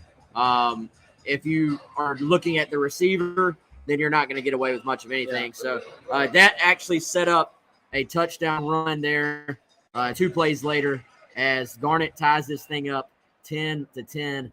You think trick play, annexation to Puerto Rico here, 10 seconds left? I mean, let's let them play, right? Let's not just hand the ball off, but we'll let them see what happens. Yeah, be too ahead of everything. Yep. Doty and Marshawn Lloyd back on the field. Unfortunately, I don't think there's anybody on this team right now that can throw a Hail Mary from quite this far. So I don't know if we're going to get any excitement here. But once again, I'm reminded, guys, that Marshawn Lloyd just looks comfortable and explosive out there, man. I'm just happy for the kid. I mean, there's no other way to put it. First spring game, that's something else that he's never been able to experience. He's just making good cuts, good clean cuts. Run to daylight, huh? We saw back-to-back plays there. That little counter play that I think we saw them. Saw them run quite a bit last year. One of their bread and butter, I would say, staple plays on this team. So, all right, guys, we want to hear from y'all. If you're hanging with us there, we do appreciate y'all hanging in here. We got 180 folks on right now. What are your takeaways, comments? What are your takeaways from the first half? We are officially at halftime. We may get some rewards given out potentially right now. You gonna win anything? I'm not. Not with that attitude. Come on, man. I don't know. Don't sell yourself short. Are you in the conversation here for anywhere? I'm about like a decade late. Yeah. So, Mike, your 2 takeaways from half number 1. Well, I mean, it's not even just Spencer Rattler, but I mean, just between both Doty and Rattler, really like just how they're moving the football by taking what the defense is giving them. They're not really forcing things down the field. If it's there, they'll take a shot. We've seen some shots down the field, but they're really just they're just being smart. And I think this is the type of offense that you want to be able to see if you're Satterfield. Is it going to be the flashy, throw the ball 25, 30 yards down the field every time? No. But I just like how they're just very I'm trying to calculated? I don't know what the right phrase would be. They're methodical. Methodical. That's the word I wanted to use, but I was thinking mythological, so I'm like, that's not the right word. But that's why I didn't say that. But I like that. And then just some of the guys in particular that have stood out. I mean, Wells Jr. in particular. Really just like the shiftiness with him. Famous Amos. Rashad has been playing phenomenal so far today. Really liking the cuts, too, by Marshawn Lloyd. So I know you said 2 things, but how many things was that? I mean, shoot, I can't count. That's why I can't say methodical either. So mythological. Mythological offense here by the Gamecocks at Williams-Brice Stadium. Dude, first of all, I'll say this: what a beautiful night for some football. It was raining earlier. I was like, man. I like what you said there. Okay, when people say, "Oh, and it's like 20, 30, oh, is this football?" No. I tell you right, this is football weather. No, this is football weather. 60 degrees. I don't know. Was it 60, 70?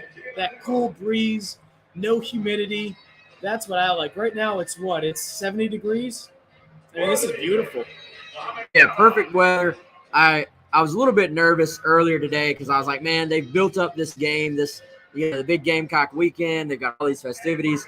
And then it was measurable this morning with the rain. It's cleared on out. Beautiful night. Great crowd is here. And some points from you guys on the chat that I got to agree with. No injuries that we've seen so far, at least no major injuries. That's always your single biggest key is not to have injuries. And so far so good. It looks like as far as that goes, at least here live. And from Travis, he says, "I'll say I'm excited. Looks like they're running a more of a power blocking scheme, some gap scheme stuff. That counter play that they've ran that several times to, I would say, some pretty good success today. I think that's going to be a big part of what they do this year. I think that's going to be one of their base run calls this year, and the guys look very comfortable running it. Somebody asked earlier, what do we think of the offensive line play? Hard to really tell, again, because you're going up against you got the first team O line going up against like half of the first team D line, so really hard to compare it to like a true SEC front you're going to face. But, they're also blowing plays dead early. You have, it's a give and take. But I'll say so far, I haven't noticed any just absolute terrible busts that just really stand out on the O-line either. That was a big issue at the beginning of last year, is the guys still didn't look quite comfortable within the scheme. I think we've seen the comfort level going back to the bowl game, the win over Florida, end of the season. The comfort level was clearly going up, and I think a second offseason in the same scheme is going to go a really long way for what is a veteran offensive line. And I think the other thing too is, and it's been reported before about what Greg Atkins, at least to an extent, the health issues that he went through last season. He wasn't with the team all year. There were times where he had to miss to take care of his health and just juggling different things. So I say that because he's a very good coach. He took a lot of flack last year, but he was dealing with a lot. So I bring that up because when you have a guy that is that talented as an offensive line coach and he's back, he's healthy right now, he's feeling good, that's going to help that experienced unit, a unit that played together last year, that understand now what the scheme is, and they have that rapport of all playing on the offensive line together. I mean, that position, more than anything, everyone needs to be in sync. So I think just being able to have his presence back out there daily is going to be something that it's not being talked about enough, because everyone talks about, where's the offensive line, you do this and that. They have their positional coach back, and I think that's going to play a huge, huge part. And, just good to see Greg out there being healthy, because great guy, loves being here, and he's very excited about that unit as well. Well, I think, man, sometimes it can sound cliched when people talk about competition. And but competition really does truly where you kind of have to fight and rise to the top, or you're going to get beat out. And I think, Mike, at that position, there is true competition. Like the main five guys we're looking at right here: Douglas Gwynn, Wanamaker Nichols, Vershawn Lee. Those five have been in there with the starting unit when we've been at the open practices. But I can look at this other group. Trey Jones, Greg Atkins bragged like crazy on Trey Jones during his press conference. Ja'Kai Moore is a guy that's coming back from injury and is really taking a step forward. I think for what Atkins said, he was sort of not quite back to his full strength. He was healthy, but it was that situation where when you can't lift with lower body, deadlifts, squats, stuff like that for a full 6, 7, 8 months, you lose some of that strength. So last year he wasn't back to his normal strength. He's back now. I could see a guy like Ja'Kai Moore pushing the guys in front of him. I could see a guy like Trey Jones continue to push the guys in front of him. I think the key for O-line is always to get your best five out there, and you have some guys that could play inside at guard. You have some guys that could also play outside tackle. And we're not even talking about Dylan Wanham, who has been coming back as well. So when Wanham, who is out today as they're still bringing him back from injury, Mike, when he gets back, if he takes the right tackle spot, then you have Tyshawn Wanamaker, who's been playing right tackle. Does he slide over and start pushing the left tackle for playing time? Does he slide inside and push one of these guards for playing time? You really have yes, Travis, right on cue, asked about Dylan Wanham. Dylan Wanham will have his say before this is over. So if he just takes a spot, all of a sudden that creates increased competition potentially at another position as well. And I'm trying to make sure that I get this right, too. We're talking about the offensive line. Who we got here? So we actually did a Garnet Trust interview with him, Colin Henrik. He had opportunities to go elsewhere. He was a guy that played at IGM Academy, and his father played football in South Carolina, and he wanted to follow in those footsteps. He's a walk-on, but the thing about him is he has the talent to, number one, be able to earn a full scholarship at some point. But he's a guy that can really push and add depth at that offensive line position. I mean, I could definitely see him being a starter one day. The question is, how soon will that be? So I think the other thing, too, is when you look at the guys that return, awesome, right? But on top of that, you have some depth right now. You're developing some talented guys at that offensive line position behind them, which, you know, at some point when a guy like Eric Douglas is done playing after 8 years in South Carolina, you know, you're definitely going to need that. So it's good to be able to see him in that mix as well. Definitely, man. So I think competition is sort of the wow. Okay. Competition is maybe one of the key words of the spring. Last year, competition and depth. Last year, they didn't even feel like they could do a true spring game. Yeah. Because of a lack of being able to split the team in two. Now, I think across the board, not that set the expectations that this is going to be an 11-win football team, because I don't think we're at the point where we can say that yet. But I do think you do have some increased depth almost across the board. Some people are bragging on Antoine Wells. I agree, man. Wells, Xavier Leggett, those guys either getting here in Wells' case and pushing for playing time, or Leggett in terms of being a guy that's kind of stayed the course and continued to push for playing time this offseason. That's only going to push those other guys as well. So I do think you've got depth, you've got competition, and that can only make everybody better. As we are listening to Darius Rucker on the video board right now, serenade the crowd, and we're getting ready. We're actually about a minute from kickoff of half number 2. These are going to be 2 10-minute quarters. Boys, I got a feeling this one's going to go pretty quick. Good. I gotta be in Charlotte for a 5:30 a.m. flight. Yeah, good luck with that. By the way, a little side note: if you guys aren't on Gamecock Central already, be sure to sign up. You know, it's been obviously a lot of fun this off season. Hop on board. You got my girlfriend addicted to the forum now, by the way. She's like, I love reading the forum when I'm out. She's on there now? Yeah, so be addicted to the forum. You know, a lot of good stuff up there. It's gonna be a fun off season. It's gonna be a fun off season, and I know from a recruiting standpoint, you and Chris, you guys are down there looking at trying to see how many recruits are down there. I know there's a lot of them out here. You guys are gonna have some updates over the next couple of days.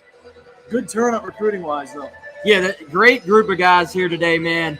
And so far, I think here's the thing: recruits really don't care that much in this situation about the on-field game necessarily. Yep. They want to see all of you, all these people that are here. They want to see fan support. They want to come to a great atmosphere. How about that Gamecock walk today? That looks like a game day Gamecock walk. It was impressive, man. You had shout out Charles Boone with that video that he posted. You had the concert out there with Patrick Davis.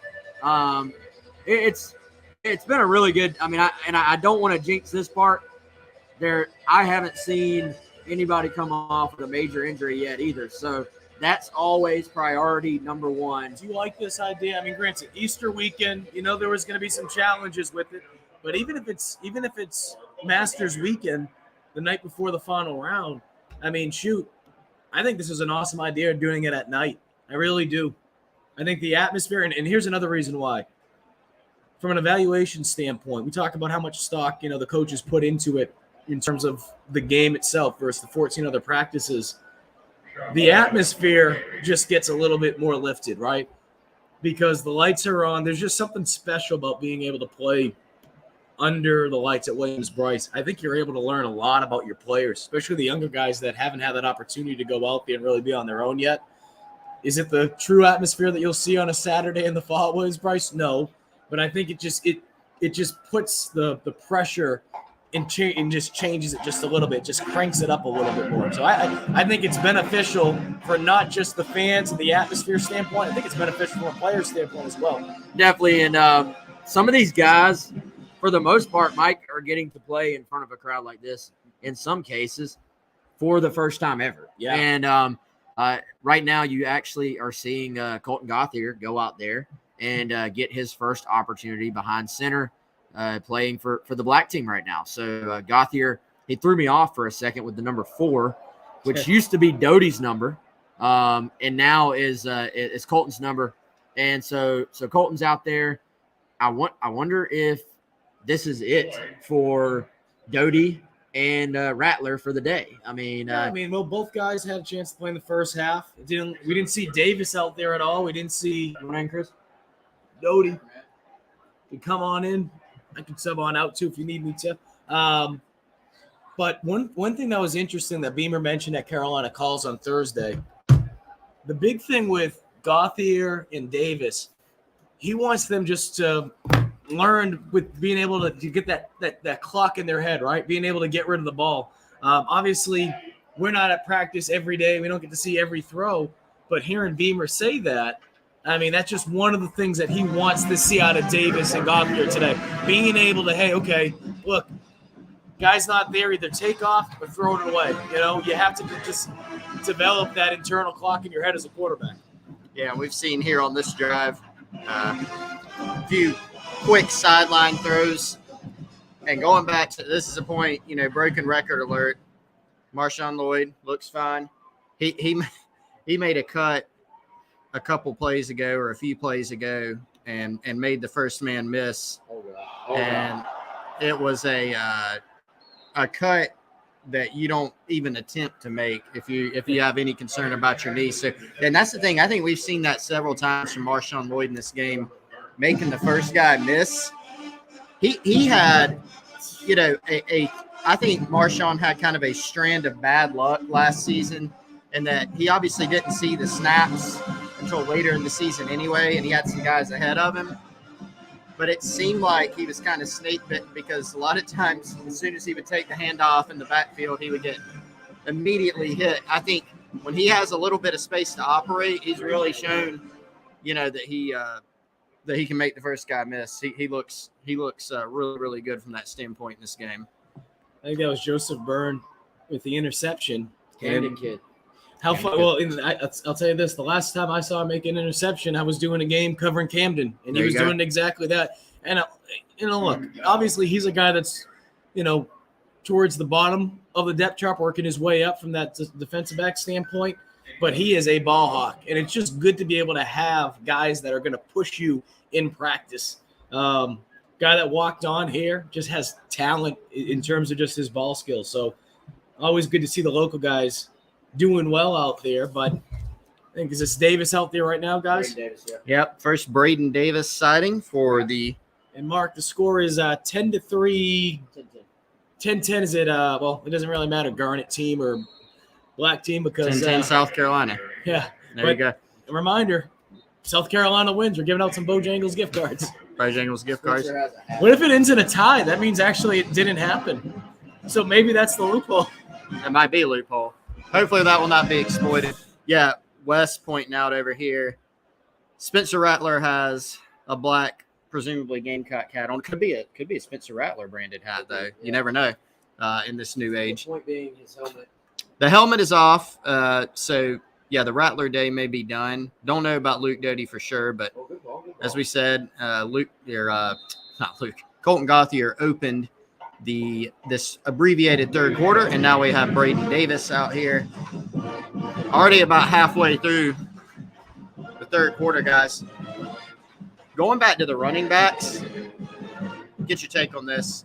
Obviously South Carolina has gone through most of the spring with Marshawn Lloyd as the guy that's taken most of the first team reps. Wes made the point earlier, and I agree with it, that Juju McDowell is not probably your bell cow type guy, but he's always going to have a role, and there's going to be certain plays and certain things that he is the best on the team at doing. Yep. You also have Amos, who's done some good things. Lavasia Carroll, who's going to be getting in the mix here. And Christian Beal-Smith. Now, Beal-Smith, here's something to think about. We're talking about the guys they have. The guys they lost. Zaquandre White, who was obviously a warrior. I love seeing Wyatt Campbell out there at tight end right Wyatt now. Campbell, It's yeah. just it's Taking fantastic. the jumbo tight end role. So, the guys that they lost, Zaquandre White, who could do, obviously had a really good season, then Kevin Harris, who we know what he can do, kind of production he turned in. I think Christian Beal-Smith, even though he gives up a lot of weight, a good 20 pounds, 25 pounds, something like that to Kevin Harris at what he played at, I think he's really shown that he can be that guy that if you need a yard or two, you can count on Christian Beal-Smith to come in and do that. Go back and look at what he did at Wake Forest, some of his game film there. And I think he's even shown it tonight when he's been in there in this spring game. He's a guy that can grind out some short yardage for you. So will that be kind of his niche in this offense, along with some other things? But can he be that guy that you put in to get your short yardage?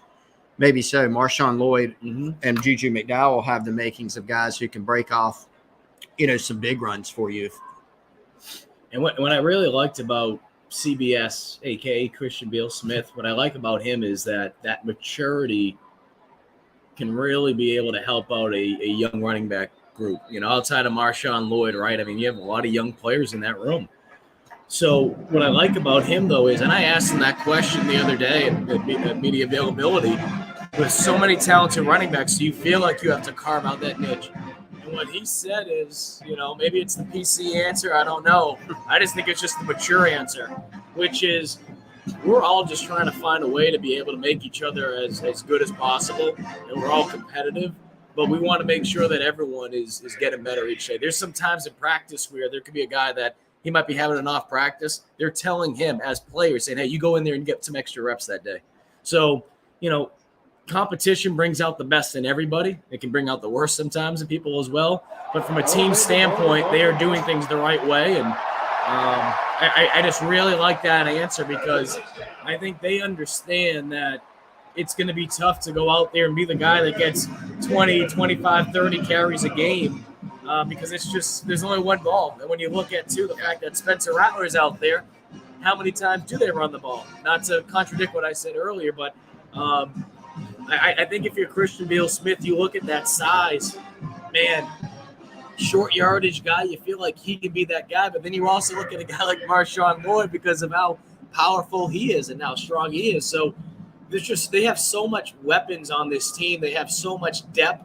And the other thing, too, that you'd never want to talk about, but it's the reality because it's football, if they do get hit with an injury or two here or there, they just have so much depth with these guys that are capable of doing more than one thing. I think that's the thing that makes that running back group so impressive, is that it's not just one-trick ponies in there. They're capable of doing more than one thing. Yeah, and at the running back position, playing the schedule that you have, came out, ESPN FPI, 8th hardest schedule in the country, according to their formula for South Carolina this year. Playing that competition level, you're gonna have guys banged up. We saw it last season. They entered the season with, guys banged up, and that continued throughout the year for South Carolina. So you need that at running back position. Christian Beal-Smith, the guy that has been, used to sharing carries. We're just getting an update. Yeah, getting an update on the audio there. Yeah. By the way, and I said that to him. I don't know if your wife and I don't know if his girlfriend. You got my girlfriend addicted to the forum now. Wow. He's addicted to the forum life. I just tweeted something about it earlier about getting the addicted tag. We're sorry about all the. You can go ahead and do it. Again? Yeah, you can go ahead and do a block on that. By the way, we've had enough of a buffer zone. So, guys, Braden Davis in there, fourth quarterback in, just put together a touchdown drive, 17-10 now Garnet. So not only do we have a lower scoring game than we anticipated, Wes and I, complete and utter swing and miss. Big time. There's still time. Okay. Well, point is, we didn't have the lighting up from the Garnet side from Spencer Rattler, and obviously there's no reason to say, oh my gosh, there's a lot of concern about that, but has gone a little bit the other way. Braden Davis for the Garnet team leading a touchdown drive. Couple of throws on that drive that Wes and I looked at each other and had a little eyebrow raise there. Nice little slant route to Trey Kenyon who reached across the goal line for a touchdown there. A couple nice throws from Braden Davis, navigating the pocket. Kid that's got some arm talent, still has a lot of development, I think, to do. But he's a big, 6'5", 6'6" kid who can run and certainly has the arm talent. So I think that was good to see. Yeah, Nick, I don't know if I'd go that far quite yet. Davis QB2. I don't know if you're just busting our chops a little bit, but I think the thing is when you look at the depth right now at quarterback, we talked about this before. If any team should know a thing or two about injuries at South Carolina, especially at that position after what you saw last year. I mean, I think right now, at least going into training camp, you assume Rattler will be QB1, Doty will be number 2. But, I mean, shoot, if a guy like Davis, if a guy like Colton Gauthier, that's going to be an interesting competition right there for 3. And, who knows what happens. I mean, one of those guys could compete to be the second quarterback at some point. And then you pray that injuries don't happen. But it just feels like the vibe about the quarterback in this room this year is just different, even though Gauthier, I think maybe one game he really had some opportunities. Yeah, that was it. Game 1 last year. So I know that on the back half of that quarterback room, there's not a lot of experience, but you have the experience of at least being a college quarterback with Colton. With Davis, of course, he's going to be playing a little bit of catch up, but you just feel better about the quarterback room this year compared to last year. And obviously, shoot, their world got flipped upside down quickly when Doty went down in training camp. Yeah, it did. Definitely a lot better looking picture. I mean, for one thing, you've got guys, and all the quarterbacks and coaches too have talked about this. You've got guys who are still young, like Doty, like Gauthier, who have gone into, the second year of this system. So that's one thing. You have Doty now healthy. You've got Spencer Rattler, and you've got Braden Davis, and then Tanner Bailey, who the staff's also high on, who will be coming in this summer. Then you look forward, and they're doing some pretty good things on the recruiting trail and on some good guys. I mean, we don't know yet if they'll finish in the 23 and the 24 classes as well. So they've definitely got a chance to restock that room. If Spencer Rattler has the type of season that he is capable of, and if the team plays well, that'd be a good thing for everybody. He might be a one-year guy. I mean, that's kind of everybody's expectation. And so what that means is that the guys behind him, can continue to develop and continue to compete.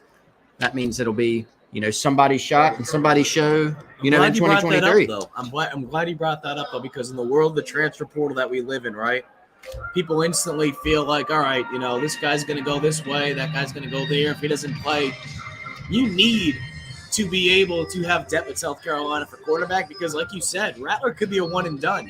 So if you're a guy like Colton Gauthier, you're a guy like Davis, you're a guy like Luke Doty, say you're not the starter this year, there could be a tremendous opportunity for you to be the guy next year. And I think, I don't know if it was Edward that brought Travis brought it up about Doty. Doty still has a lot of he still has a lot of he hasn't used his eligibility. What was the word you were going to use earlier? Mythological. Mythological. At least you didn't try that one out on that sentence. Mythological. Well, I thought you were going to go with some other E word. Yeah. I mean, but it's a great point. I mean, it seems like Luke Doty has been here for so long, and he really hasn't. I mean, he's been here since January of 2020. Everyone wants to hit they're not starting, they're going to leave. Yeah. That's not always the case. It's not always the best option, too. I mean, I don't want to be picking on certain players, so I won't use names, but there's players that will go to one school after transferring. They won't play here, and they'll go to another school, and they're not even playing there, or they're not starting there. So, the grass, number one, is not always greener on the other side. But number two, you truly just don't know how things are going to play out. Rattler leaves. Another guy gets hurt. You could be QB4. Next thing you know, you're the starting quarterback or competing for the starting quarterback role at some point, We saw that. We've seen that movie before very, very recently. So couple players that came up have come up in the chat. Terrell Dawkins, a couple shout outs from Travis Edwards and Chris Matthews. That's a guy that, we've talked a good bit about this spring, a transfer from NC State, guy that was able to go ahead and enroll and go through spring drills. In my mind, a very important player at a minimum for depth purposes behind the presumed starters of Jordan Birch and Jordan Strong. Terrell Dawkins are going to need some snaps from guys like him, Gilbert Edmond. Also some questions about Jack Luckhurst. We saw the kickers earlier in this game. Mitch Jeter, of course, and then Alex Herrera, former walk-on from Spring Valley. Jack Luckhurst, the Arizona State transfer, a guy that has been banged up at times, but is going to have an opportunity, in my opinion, to be in that mix at some point. It may not be right now. Right now, it looks like Jeter and Herrera primarily are the guys. Hayden Lee. Probably going to let Wes hop on for the fourth quarter. I'll go down there, get some video so we can have up on Gamecock Central for you guys. I mean, that's so if you're hopping on, some of you guys might be wondering, okay, why aren't you guys showing the game? Unfortunately, because of broadcasting rights and the restrictions, we can't show the game as it's going on, but hopefully you guys are enjoying the watch along with us, something that we're testing out, seeing if we'll do during the fall. But we'll go down there, we'll grab some footage that we'll throw up on Gamecock Central afterwards. But no, I think overall, I mean, you talked about all the cliche things, right? To make sure no one's hurt, this, that. I think overall, though, with what we've seen from this, and I'm looking more so at the offense, I just like how everything has kind of just been smooth, more so in that first half with Rattler and Doty, just smooth with how they're and I've been a broken record saying it, just taking what the defense has given them. I really liked the control that Rattler played with because sometimes, you're under the lights, your first time here, Williams-Brice playing in front of fans, you might get a little geeked up, right? You might want to go out there and heave the ball downfield and take that 30-yard pass early on, even though you know that your first two reads might be 10 yards, 15 yards, even might be 5 yards. I just really like the control that he has shown in particular. And Doty, I'm just happy to see him out there moving around. It's just good to see Luke moving around. Yep. Saw that from Luke Doty. Saw that from Marshawn Lloyd. Yeah, it's a good point about Spencer Rattler playing under control. Something that come on in. All right. Appreciate your efforts, Mike. Good luck down on the field. Yes.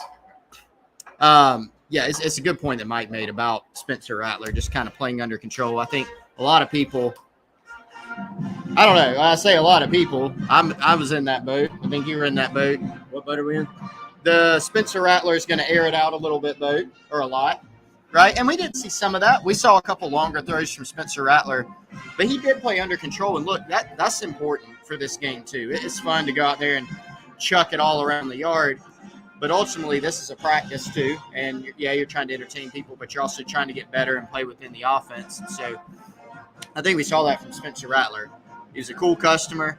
He extended some plays, kind of, had some that were blown dead, of course, because he was not live in this game getting tackled to the ground and maybe could have done something in a game situation. But he showed some of the different types of throws and the elements that he can bring to this offense, but he also took care of the football. And that's something that Marcus Satterfield talked about a lot leading up to the game of what are you hoping to see? And he said, well, it's boring, but we want to see no procedural stuff, clean football, taking care of the football. Spencer Rattler, I think, did that today. Yeah, he did, man. Somebody just asked, is Debo here? Yes, Debo was here, was on the field along with Mike Davis and some other former guys that got recognized earlier. Chris, I kind of go back to what Dante Reno, who's a 2024 quarterback recruit that was on campus last Saturday, got to spend a lot of time with Spencer Rattler and Luke Doty. And, dude, even he was talking about how there's this perception about Spencer that is still floating around out there from when he was 16, 17 years old about the way he carries himself. And he's like, man, that guy is calm, cool, collected. Like, he's just has a maturity about him. And you and I have always said that he carries himself like a professional athlete. And I think we've seen that off the field, but we see that on the field as well, that it's an under control. He's competitive, right? But it's in an under control manner. And I think, we weren't privy to seeing him in high school or at Oklahoma, so we can't compare it. But if any of the stuff, like any of the narratives people try to put out there about him, if any of them are even remotely true, then the dude has definitely grown up in the time since then, because we've seen him be nothing but a great teammate, be nothing but a professional in how he carries himself. We'll give everybody a little bit of a buffer on the play that just happened, and we're going to have to talk about that, Chris. But The boring stuff, though, as Satterfield would say, he's probably going to check some boxes, though, I think, in terms of, I would say all the quarterbacks, all the, the first couple of quarterbacks especially, it's been clean logistically, getting in and out of plays, not a bunch of false starts or just dumb penalties, which those things can happen in games like this. We've not seen that. It's been a relatively clean game almost all the way around, in my opinion. Yeah, so I think they'll be pleased with that. Did see a little while ago there was a flag for, I think, a holding penalty. But, yeah, the procedural stuff, it sounds silly, but think back to last season and what we saw, particularly earlier in the year. We were constantly on GC Live, on the Insiders Forum, on Gamecock Central, talking about what's wrong with the offense. And a lot of it frequently went back to dumb penalties, mistakes, communication issues. There has not been as much of that. That's an important step. We all like to talk about big plays, big runs, big passes. But just as a baseline, taking better care of the football and being cleaner logistically is a huge step forward for this team. So it does seem like they've been, coaching staff, players alike, they seem to be, more on the same page and more comfortable in year two. And I think that shows. It definitely does. You want to talk about this play we just saw? Yeah. Was that Peyton Mangrum that made that catch? I'm a Peyton Mangrum guy. One of your guys. One of my guys. You're on the Peyton Mangrum fan club. Yeah. By the way, I want to point something out as well. Who's at quarterback right now? Jake Helfrich. That was Helfrich who threw that ball. He's actually operating with at least part of, but maybe the entire first-team O-line in there right now, because E-Doug is at center. I see Jalen Nichols out there. But he dropped back and threw an absolute dime to Peyton Mangrum that only Mangrum could catch it, but he needed to make a great catch to make the completion, follow through with it, and he laid out, and much to the joy of these Gamecock fans that are sticking around, a beautiful grab by your boy Peyton Mangrum. Yeah, Peyton Mangrum, well known for having that fake punt touchdown against Tennessee last year. Was a phenomenal high school player at Eastside. Went ridiculously under-recruited because he doesn't run 4.5, I guess, or 4.4, whatever it may be, whatever the metric is. But the guy's a good football player. So he's someone that I think is going to continue to help on special teams. And I think as his career progresses, he's going into year two, I believe.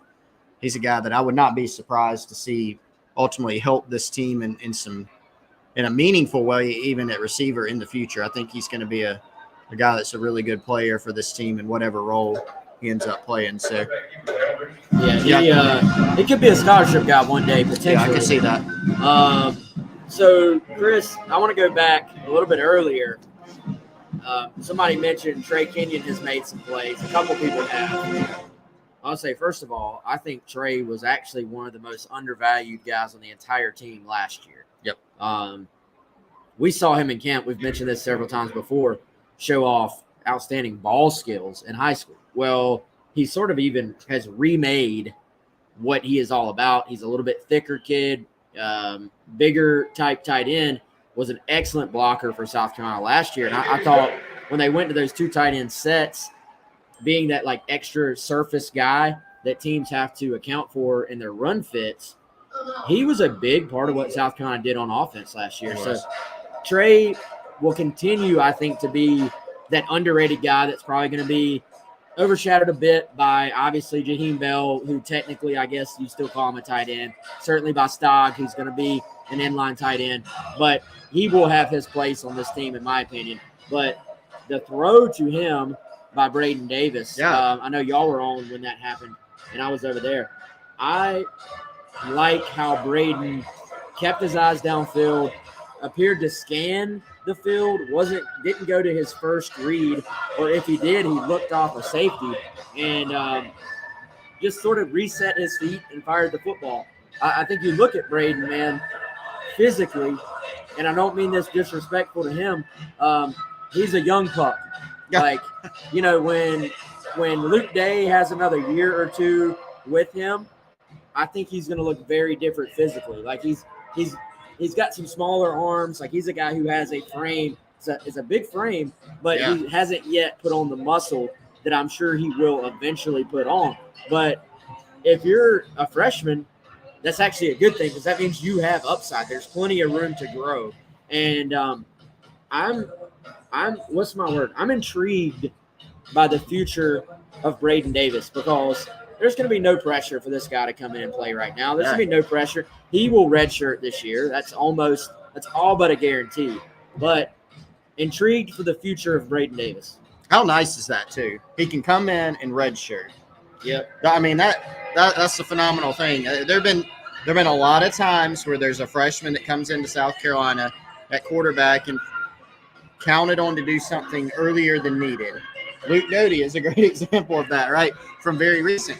And so, yeah, I mean, Braden, the good thing about it is this. I remember talking to his high school coach up in Delaware, and he said, you know, his approach to his diet and the way he trains, he was very even keel and he worked hard at all of it. And so now that he's in this program where the resources are basically endless for these players, I think he's going to put on that weight. He's a guy that can run. What did he run at camp when we saw him that summer? 4.5-ish? 4.5, 4.6, something like that.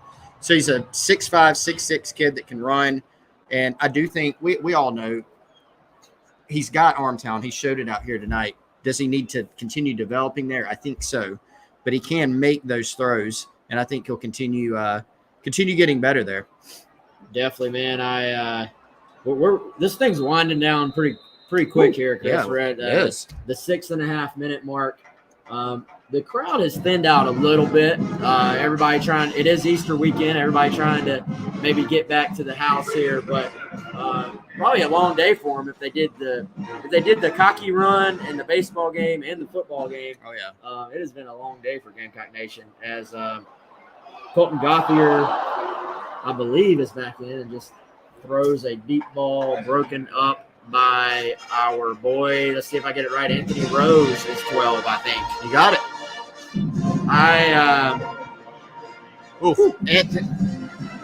Athletic didn't see T. Gray's reaction to that one, but I think he probably thought that Anthony should have pulled that down. Maybe? Yeah, Anthony should have pulled that one down.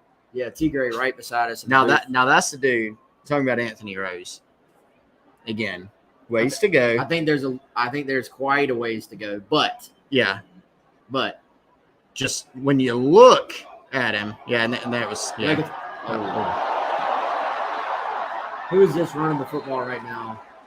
That would be our guy, DJ Twitty. Okay. Local product.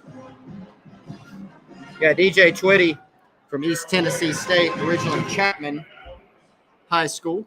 And I mean, we saw Anthony Rose there. I mean, with a missed tackle. Indicative of what we were talking about.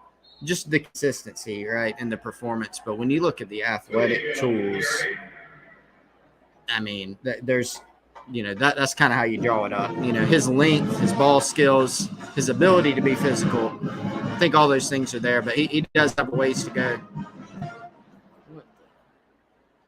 Yeah, we apologize if y'all are seeing that spam come across. Apparently, when you do these long streams, you get spam popping up. Big time. So Rose, like you said, man, super athletic kid, and I still think he's got the ability to play some corner in his career, but is playing some safety right now. One thing we're learning right now, Chris, is that Colton Gauthier is not scared to throw the ball down the field. That was a good ball. Pretty good ball there. Also, something they may be talking about it on the broadcast. I really wasn't even paying attention to this. I didn't really pick up on it, but these other quarterbacks are completely live. Like, they're not in the green jerseys, and we're seeing some QBs get hit. He found that out the hard way. Terrell Dawkins put a big hit. That was number 4 on number 4 crime there. It was. Dawkins met Gauthier in the backfield with bad intentions, I guess you would say, and made a really nice play there. A little bit surprised how early he's in the game. I'm actually a little bit surprised he's in the game at this late point. He was having a hard time remembering. Who is that? That was Smith? I'm pretty sure that based on I was having trouble, and then based on antics, that was definitely a Cam Smith play. The coaching staff, Shane Beamer is probably sitting over there wondering if Cam Smith has pulled something with that. That was an acrobatic play. Cam Smith, there was an overthrow to the sideline, and Cam Smith just one-handed pirouette with a stretch, snatched it out of the air. That was one of the more impressive plays. No, but I think celebrated. Yeah, and then the Cam Smith special celebration. Yeah, I think Dawkins was in there pretty early. You know, I mean, definitely second quarter, maybe even earlier than that. And Colton Gauthier, if you don't happen to be watching, you probably are. Colton Gauthier still out there right now. Eric Shaw's gotten a good bit of burn at receiver. Of course, this is not a surprise. He's been at receiver. But he's played a good amount in this game. Yeah. By the way, I believe a roughing the passer on 4th and long to extend that drive, which 99 defense, I believe it's Trey Martin, the freshman. And, we're actually starting to see as we get the 5-minute mark, the difference in kind of the logistics and the operation with your first and second team versus, some guys maybe that aren't always on the field together, some third and fourth string, some young guys, some new guys. We're starting to see some penalties pop up, and it's gotten a little bit sloppy, which is what you would expect. Gauthier again, down the field. 89. Is that a mega? Or yep. Okay, Mega Blake. I keep forgetting I got to give you all a buffer, but I think we're kind of at the point in the game, Chris, where you want to get out of here with no injuries. These are maybe important reps for some of these guys, but maybe I shouldn't say that. You still got some second team O linemen that were in there. The skill guys have sort of dwindled down to being third and fourth string at this point. Yeah, definitely. We've got Trey Jones playing offensive line right now. Good spring. Really good spring from Trey. Yeah. A lot of DJ Twitty territory. Colton Gauthier is still in there. Eric Shaw at receiver. Little popping still going on. Do we have Justin Turnitine still in there? Right tackle? Yes. Yeah, sure do. Yeah. Hard to miss. I don't know how I missed that, but yeah, just had to verify there. It was 23 white, Chris. 23 white is Garnet. 23 white jerseys. Garnet. So the defense. Yeah, 23 defense. It threw me off the Garnet pants. That's Isaiah Norris. Okay. Yeah, Isaiah Norris still out there. Big hit. Again, we've gotten a little bit sloppy here, y'all. But Isaiah with good pursuit on the ball, flowing to the football, and making a big tackle there. As we're at about the 3:20 mark. Nick said a little bit earlier, Terrell Dawkins is going to be a beast. I think he's got a chance to be really good, y'all. Certainly, they're going to need him to be really good, in my opinion. Let's see. Another deep ball. We are seeing some throws down the field, y'all. And another flag. Joseph Burns on the coverage. Cam Smith still dancing on the sideline. Cam throwing the flag up. Joseph Burns had the pick earlier. Nice play by him. Chris, the people who watched that kid play in high school a pretty good bit, they say the kid, he's a pretty good high school football player. Oh, yeah. And, he was. Here's the thing. Somebody is going to have to step up at safety behind Devontae Reed and R.J. Roderick. And when I actually went to the T. Gray press conference earlier this spring, and I asked who's in the conversation at safety behind those guys. And, he was one of the guys. There were several walk-ons that got mentioned. So there's some opportunity at that position for either one of the walk-ons, a young guy coming in, an Anthony Rose, a Peyton Williams, who are both already on campus. Maybe one of the guys coming in that's not even here yet, man. That's still a spot that you look at and say you don't really know exactly how it's going to play out. Like, it's kind of wide open behind those first two guys. It is. And BJ Gibson, by the way, Wes. He was active today. Navy, a guy from Walton High School in Marietta, and came over from Navy. And big kid, 6'4" kid. Definitely shows out there. And he's had a couple nice hits in his reserve action for sure. Shane Beamer wants a timeout down here on the field. But, yeah, he's definitely been active. And that's a great point. I mean, it's one of the bigger questions I think that this team faces is the depth at the safety position. What are they going to do? Who is it? I think we have a pretty good idea that, it's going to be Roderick and Devontae Reed who are split on teams today. But when you just kind of go up and down this roster, I don't know if you have a lot of answers. You see answers at corner. You see some guys that can play nickel, but who are your backup safeties? You definitely can't afford an injury there. We know that. But you're also going to need some depth. Even last season, look, Jalen Foster played give or take, Jalen Foster played about every snap. I think he actually played the most snaps on the team defensively last year. That's probably going to have to be the case this year. You're probably going to see a lot of Devontae Reed and a lot of R.J. Roderick, but they do need to find some depth. So is it Keenan Nelson? Is it Peyton Williams, who's already on campus and playing safety? Possibly so, but that's definitely one of those spots that you kind of mark going into this year that they have absolutely got to stay healthy. Yeah, definitely, man. And I think I continue to circle Keenan Nelson, who you just mentioned, as being someone that I would think I don't want to predict. I don't like to predict the freshmen are going to just come in and play, but I think you can at least predict he's going to get a look, right? Like, he's going to get a shot to go out there and show he can be a dude. The other thing there is, Clayton White mentioned the idea of R.J. Roderick, as we get another little look at Braden Davis, of R.J. Roderick playing some nickel. And he actually seemed, just reading his body language, he seemed to kind of like that idea. Yeah. But here's the thing.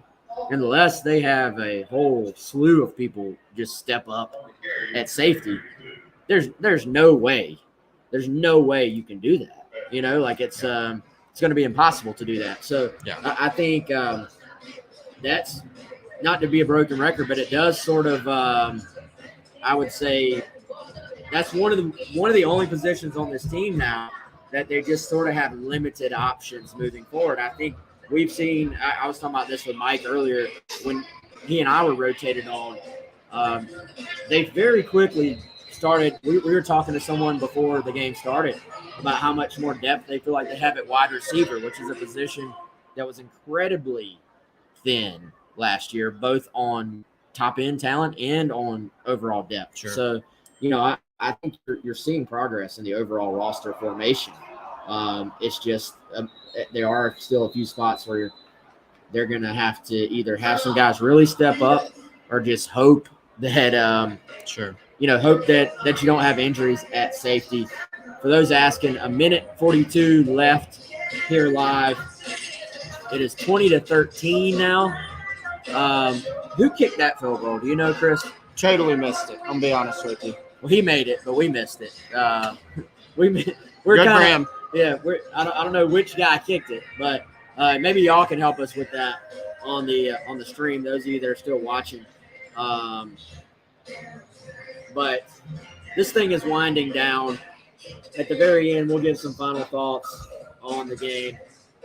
Two things real quick from the questions from the stream, Wes. Travis said the TV missed the field goal too. Good to know. DJ Twitty, there was a question if he's a freshman. He's a redshirt senior. And then there was also a question about let's go back. Good ball, Braden. Good ball. Oh, yeah, the transfer running back from Columbia is Dante Miller, and he did not go through spring, be on campus this summer. It'd be interesting to see kind of how he fits into the equation, what he does. I want to give a quick shout out to Chris, to our friends at Liberty Tax here in Columbia. 803-462-5576. If you haven't done your taxes yet, boys and girls, we're in the fourth quarter. Not just of the spring game. You are in the fourth quarter. You better call them. Actually, you better get off the stream and call them right now. 803-462-5576. The 18th, which is 2 days away, is the deadline. And tomorrow is Easter. So, you better get on it, handle your business. And if you end up owing taxes, you actually owe the taxes on the 18th as well. So make sure you give our friends, the tax team at Liberty Tax locations here in Columbia, Irmo, and Lexington, a call. Again, 803-462-5576. We appreciate Larry doing this deal with us and letting us tell everybody about Liberty Tax here in Columbia. And again, shout out to our buddy Clint Hammond, ClintHammond.com, 803-771-6933. If you're in the market for a new home, give Clint a shout. 48 seconds to go in the game. Chris, is there any part of you that wishes we were allowed to just do play-by-play? Like, I think it would be fun. I think it would be really fun. That doesn't mean I'd be capable. People might be sitting there saying, "God, I can't wait for this thing to be over." Well, I mean, if they're on here, then they probably don't think that. But I know sometimes when I watch certain games with certain announcers, the whole time I'm like, "All right, do I mute this and do something else?" Yeah. But no, I think it would be fun. I've enjoyed this. Big shout out. I know you gave a shout out earlier. Appreciate Steve Fink, Eric Nichols for letting us do this as an experiment. Hopefully the experiment went well. Enough for us to do it again. Somebody asked, will we be seeing this again? Maybe. We'll let you know once we talk to them. No, our hope is that yes, we will be able to do something like this again. I'll go ahead and tell y'all what I'm thinking. I'm thinking especially for some away games. We're in the radio booth for the visiting team. I imagine this will be used during the season for home games. So I don't know if we'll be able to do this exactly thing for home games, but certainly for away games where most of you are watching at home anyway. I'm hopeful maybe we link this in with our friends at Still Hands Brewing and try to do some watch-alongs like that. And, maybe for home games, we'll do some pregame stuff, some postgame stuff. We've got some options around the stadium with businesses that I believe we could take advantage of and do some pregame and postgame type stuff. So this has been fun. I've enjoyed it. Certainly helps that the spring game isn't quite as long as necessarily a real game is as well. This has been fun. We've actually, y'all, had pretty steady numbers throughout the whole show. So shout out to all of you for hanging with us and chatting with us and really just being great fans. We're walking in the stadium today. Chris is getting grabbed by people for autographs. People are yelling Chris's name. We got in the stadium for free because I was with Chris. So it's been fun, man. There's a lot of Gamecock fans out here today. There's a lot of tailgating going on that I saw. You got to spread some word about Garnet Trust. That was fun. We saw, by the way, while we got a second here, the Garnet, the bourbon, the Gamecock. Gamecock Bourbon Society. Gamecock Bourbon Society. I sound like I've had some bourbon tonight. But they had a great event yesterday. And what did you think of that, Chris? Man, those guys have done an awesome job. Just some dudes that like the Gamecocks and bourbon or love. And just they built up that organization, grassroots, social media. It was really cool to see. That was really their first event. They did an awesome job planning it, went off without a hitch. It was really cool to see. There's so many Gamecock fans there that talk all the time on social media that had never met each other. So that was a really cool thing about it. And I got to meet some of those folks and Jeremy and that whole crew over there. I can't even name all of them. There's a core group of guys, but Jeremy's the one that I know and the best. And they did an outstanding job with that. It's really taken off. They've marketed it very well, grassroots style. Mad respect to it. So appreciate Colin Taylor and his lovely wife were out there. Mike was out there. I know you were out of town, but we had a really good time. So appreciated them inviting us. I got to swing by their tailgate earlier too. So they're back at it today. Back at it. Double Back-to-back nights, huh? By the way, Joseph Burns with another interception. If T. Gray wants to come join our post-game show, he can hop on right now. I wonder if Fink would be okay with that. Wait, I don't think we had clearance for that one. You knock on the window real quick and wave him in. But yeah, hey, y'all are saying goodbye like we're about to end this. We're not going to end it quite yet. We're going to do a little quick post-game wrap-up, and then I'm going to cut that and post it by itself as well so that we're going to get a lot of content out of this, Chris. There you go. So y'all hang tight. As soon as it's over, we're going to do a little post-game, little recap, not a long thing. But y'all hang tight. Y'all don't get to leave yet. I see the number dipping a little bit. The game is closing out now as the second Garnet and Black spring game of the Shane Beamer era is officially over. A final score of 20-13 as Find Some Joy is on the screen right now. Torian Gray is gone. I don't think we'll be chatting with him. That was wishful thinking anyway, Chris. Yeah. But all right. So again, we're gonna sort of hang tight here. We're gonna pretend we're going to a commercial break or something, and then I'm gonna cut this final part off as and repost it as its own recap. So that's why I'm gonna have to bring it back in real quick. So yeah, Wes Mitchell here, Chris Clark. Gamecocks have just completed the second Garnet and Black spring game of the Shane Beamer era, Chris. We are at Williams-Brice Stadium. Again, shout out to our buddy Clint Hammond, clinthammond.com, 803-771-6933. We are at the end of our live stream we did here live from the booth at Williams-Brice Stadium. Chris, let's rewind back. Big picture. The end of the game, we saw some third, fourth, fifth string guys out there. They got some valuable time. But as far as the 2022 Gamecocks, we got to kind of rewind, I think, to the first and second quarter. What was your single biggest takeaway from Williams-Brice Stadium tonight with the Gamecock spring game?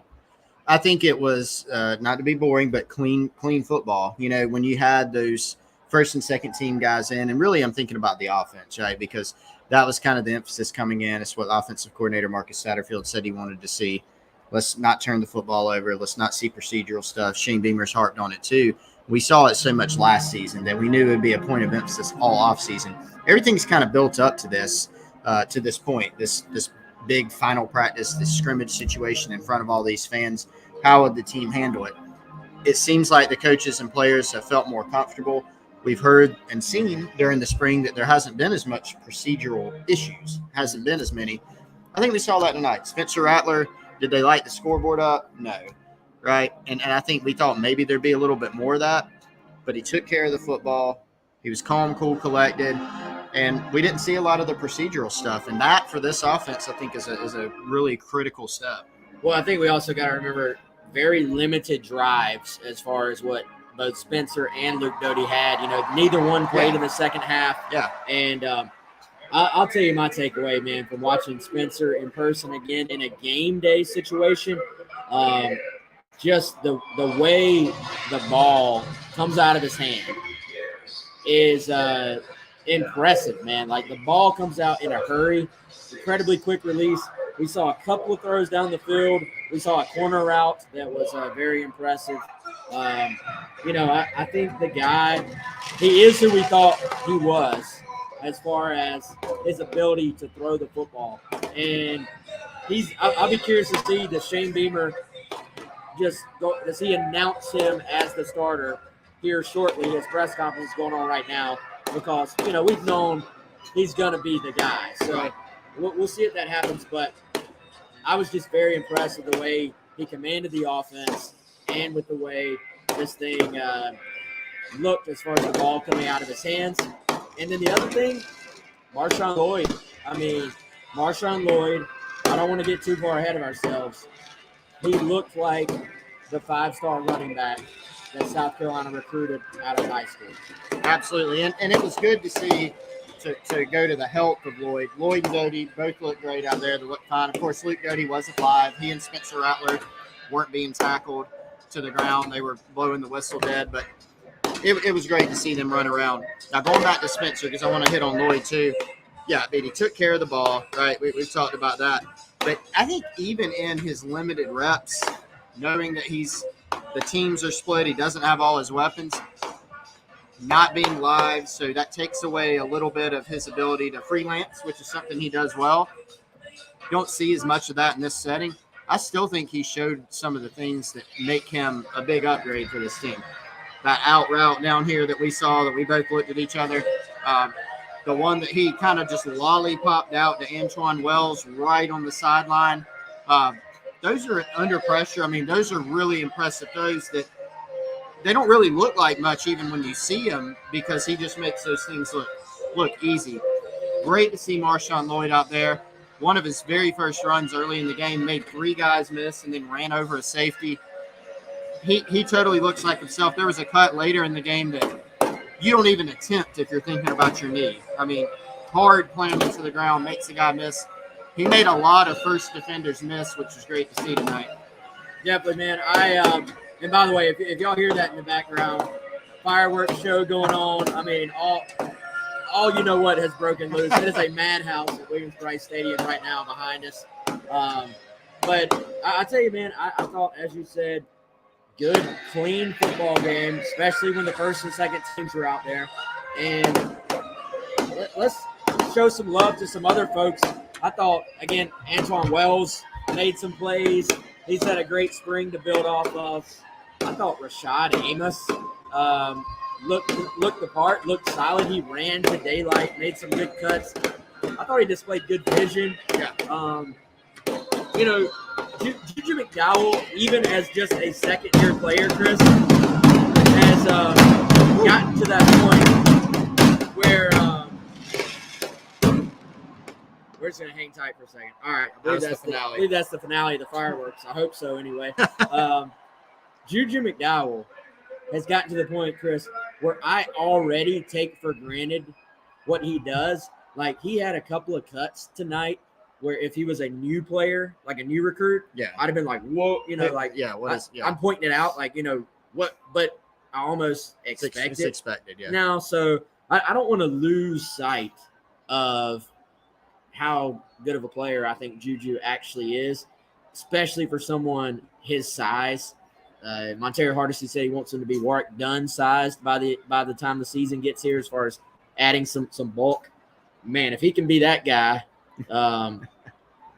that's a steep spot to try to get to. But man, I don't know if I would completely count him out either. I mean, the kid is really, really good and is only going to get better. Yeah, he's so adept to that, like, outside zone type play. We saw it several times in this game. When he gets the edge, he's just really hard to hem in. One of the practice drills that we saw that practice drill where they'll put a guy on the edge, run him to the sideline, and have a player come and try to get – I mean, even in those tight angles, he finds a way to make guys miss, even in a drill situation. So really hard for people to him in. I can't say it. I give up. Him in. There we go. Him in a game situation. So, I mean, again, I think you made the point earlier, like, he's not a 25 carry a game guy, but there's a role for him on this team. And there doesn't need to be any game this year where we go, well, oh, man, Juju McDowell had 1 touch. Like, you've got to be extremely stubborn about finding ways to get him the football in space, because that's really what he excels at. But I thought the running backs in general did some good things. Christian Beal-Smith, go back to the point I made during the actual live stream with Mike when we were sitting here. I think Beal-Smith is the guy that can kind of different type of player, but he can kind of take that mantle, I think, from Kevin Harris as the short yardage guy. If you need a couple yards, Christian Beal-Smith, while he's not 225, 230, he just has that way about him where he can find the crease and get you those short yardage. So I thought the running backs showed themselves very well tonight. Yeah, I will even go a step farther. I would say running game at times did some good things. And, that should be the case with this O-line. They are a big veteran group. They should be able to lean on teams in the running game. I think, man, my biggest takeaway from this entire spring, based on our own observations, our observations today, observations from, coaches or people around the program, I do think this is a better football team than a year ago. Like it is a more complete football team. It is further along as a football team. Is there still ways to go for every single team in the country right now in the middle of April? Of course. Are there questions? Yes. Is the schedule, as you said earlier, going to be incredibly difficult again because you start with Georgia State, which is a game South Carolina should win, but will be a little bit scary potentially.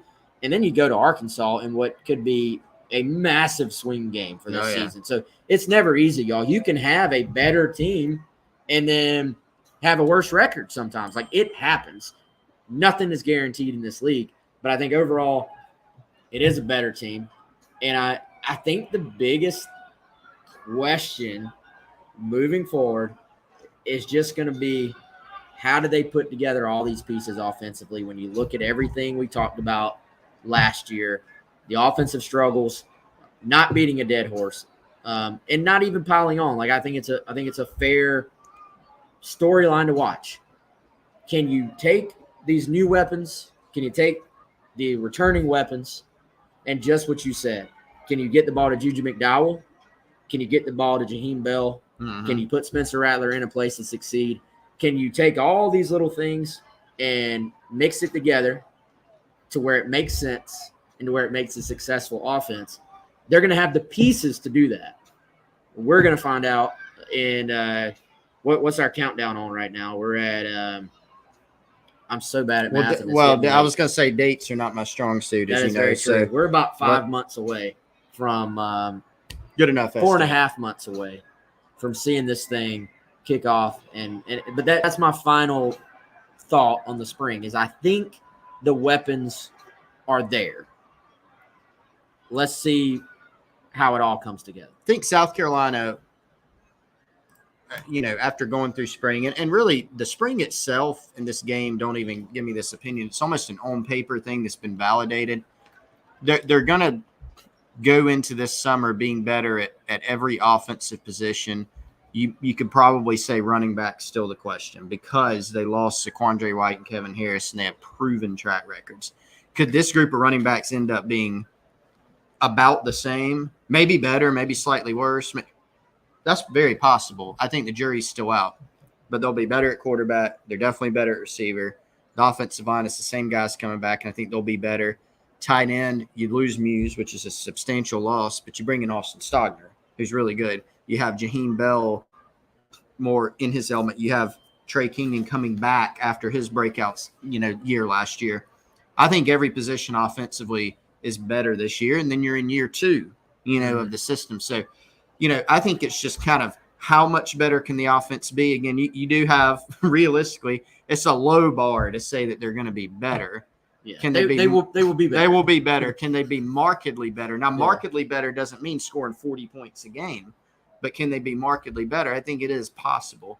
I came away from this, Wes, kind of the spring as a whole, and even this game. I didn't have as many takes on the defense, just like takes in general, good or bad or indifferent. I think it was just a little bit hard to get a read on some of those things, just because I think we need to have seen more of these guys play together in the scrimmage situation. Lots of turnovers forced by the defense last year. Yeah. You can't always count on getting those, So we've seen that before, right? A defense has a great year on paper.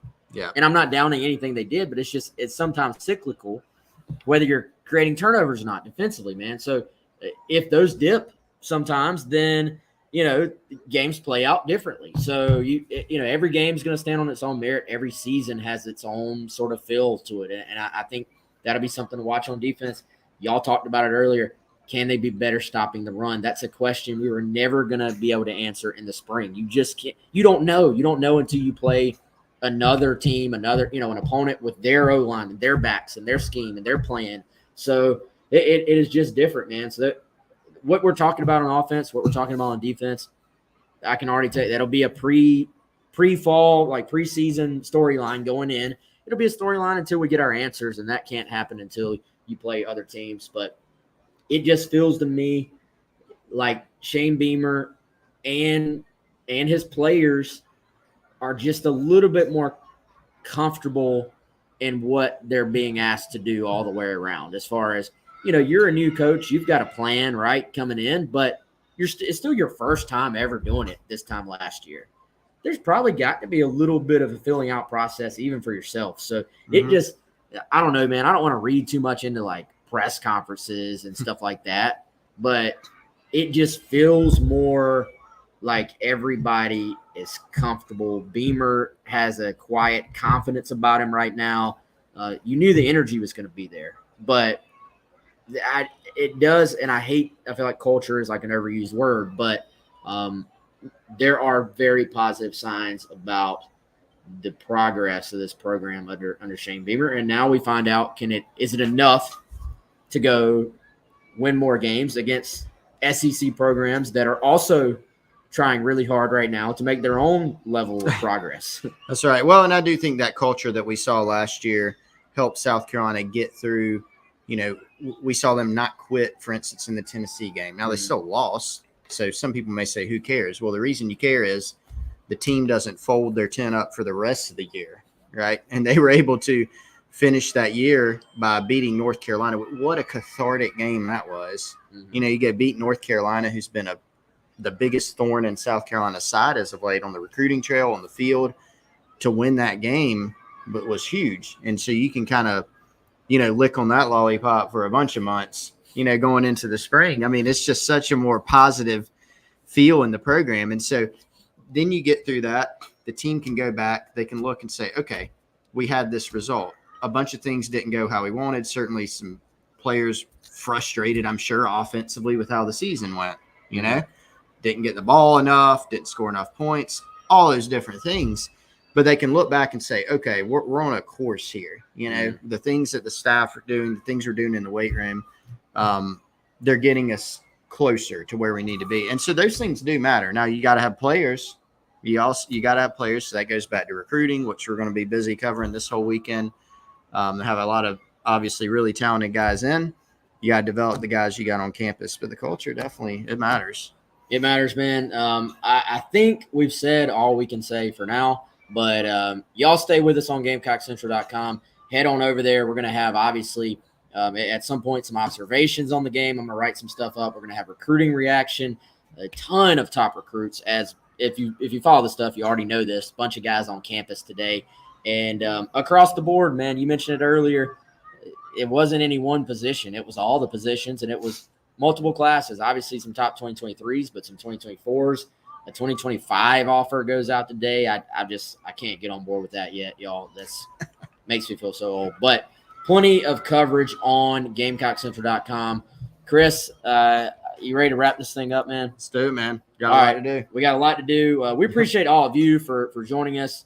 Hopefully you enjoyed the live watch along that we did today. And again, check out our buddy Clint Hammond if you're going to buy a house. ClintHammond.com, 803-771-6933. And our friends at Liberty Tax. Go get your taxes done. You don't have much time left. 803-462-5576. For Chris, I'm Wes. We'll talk to you all soon.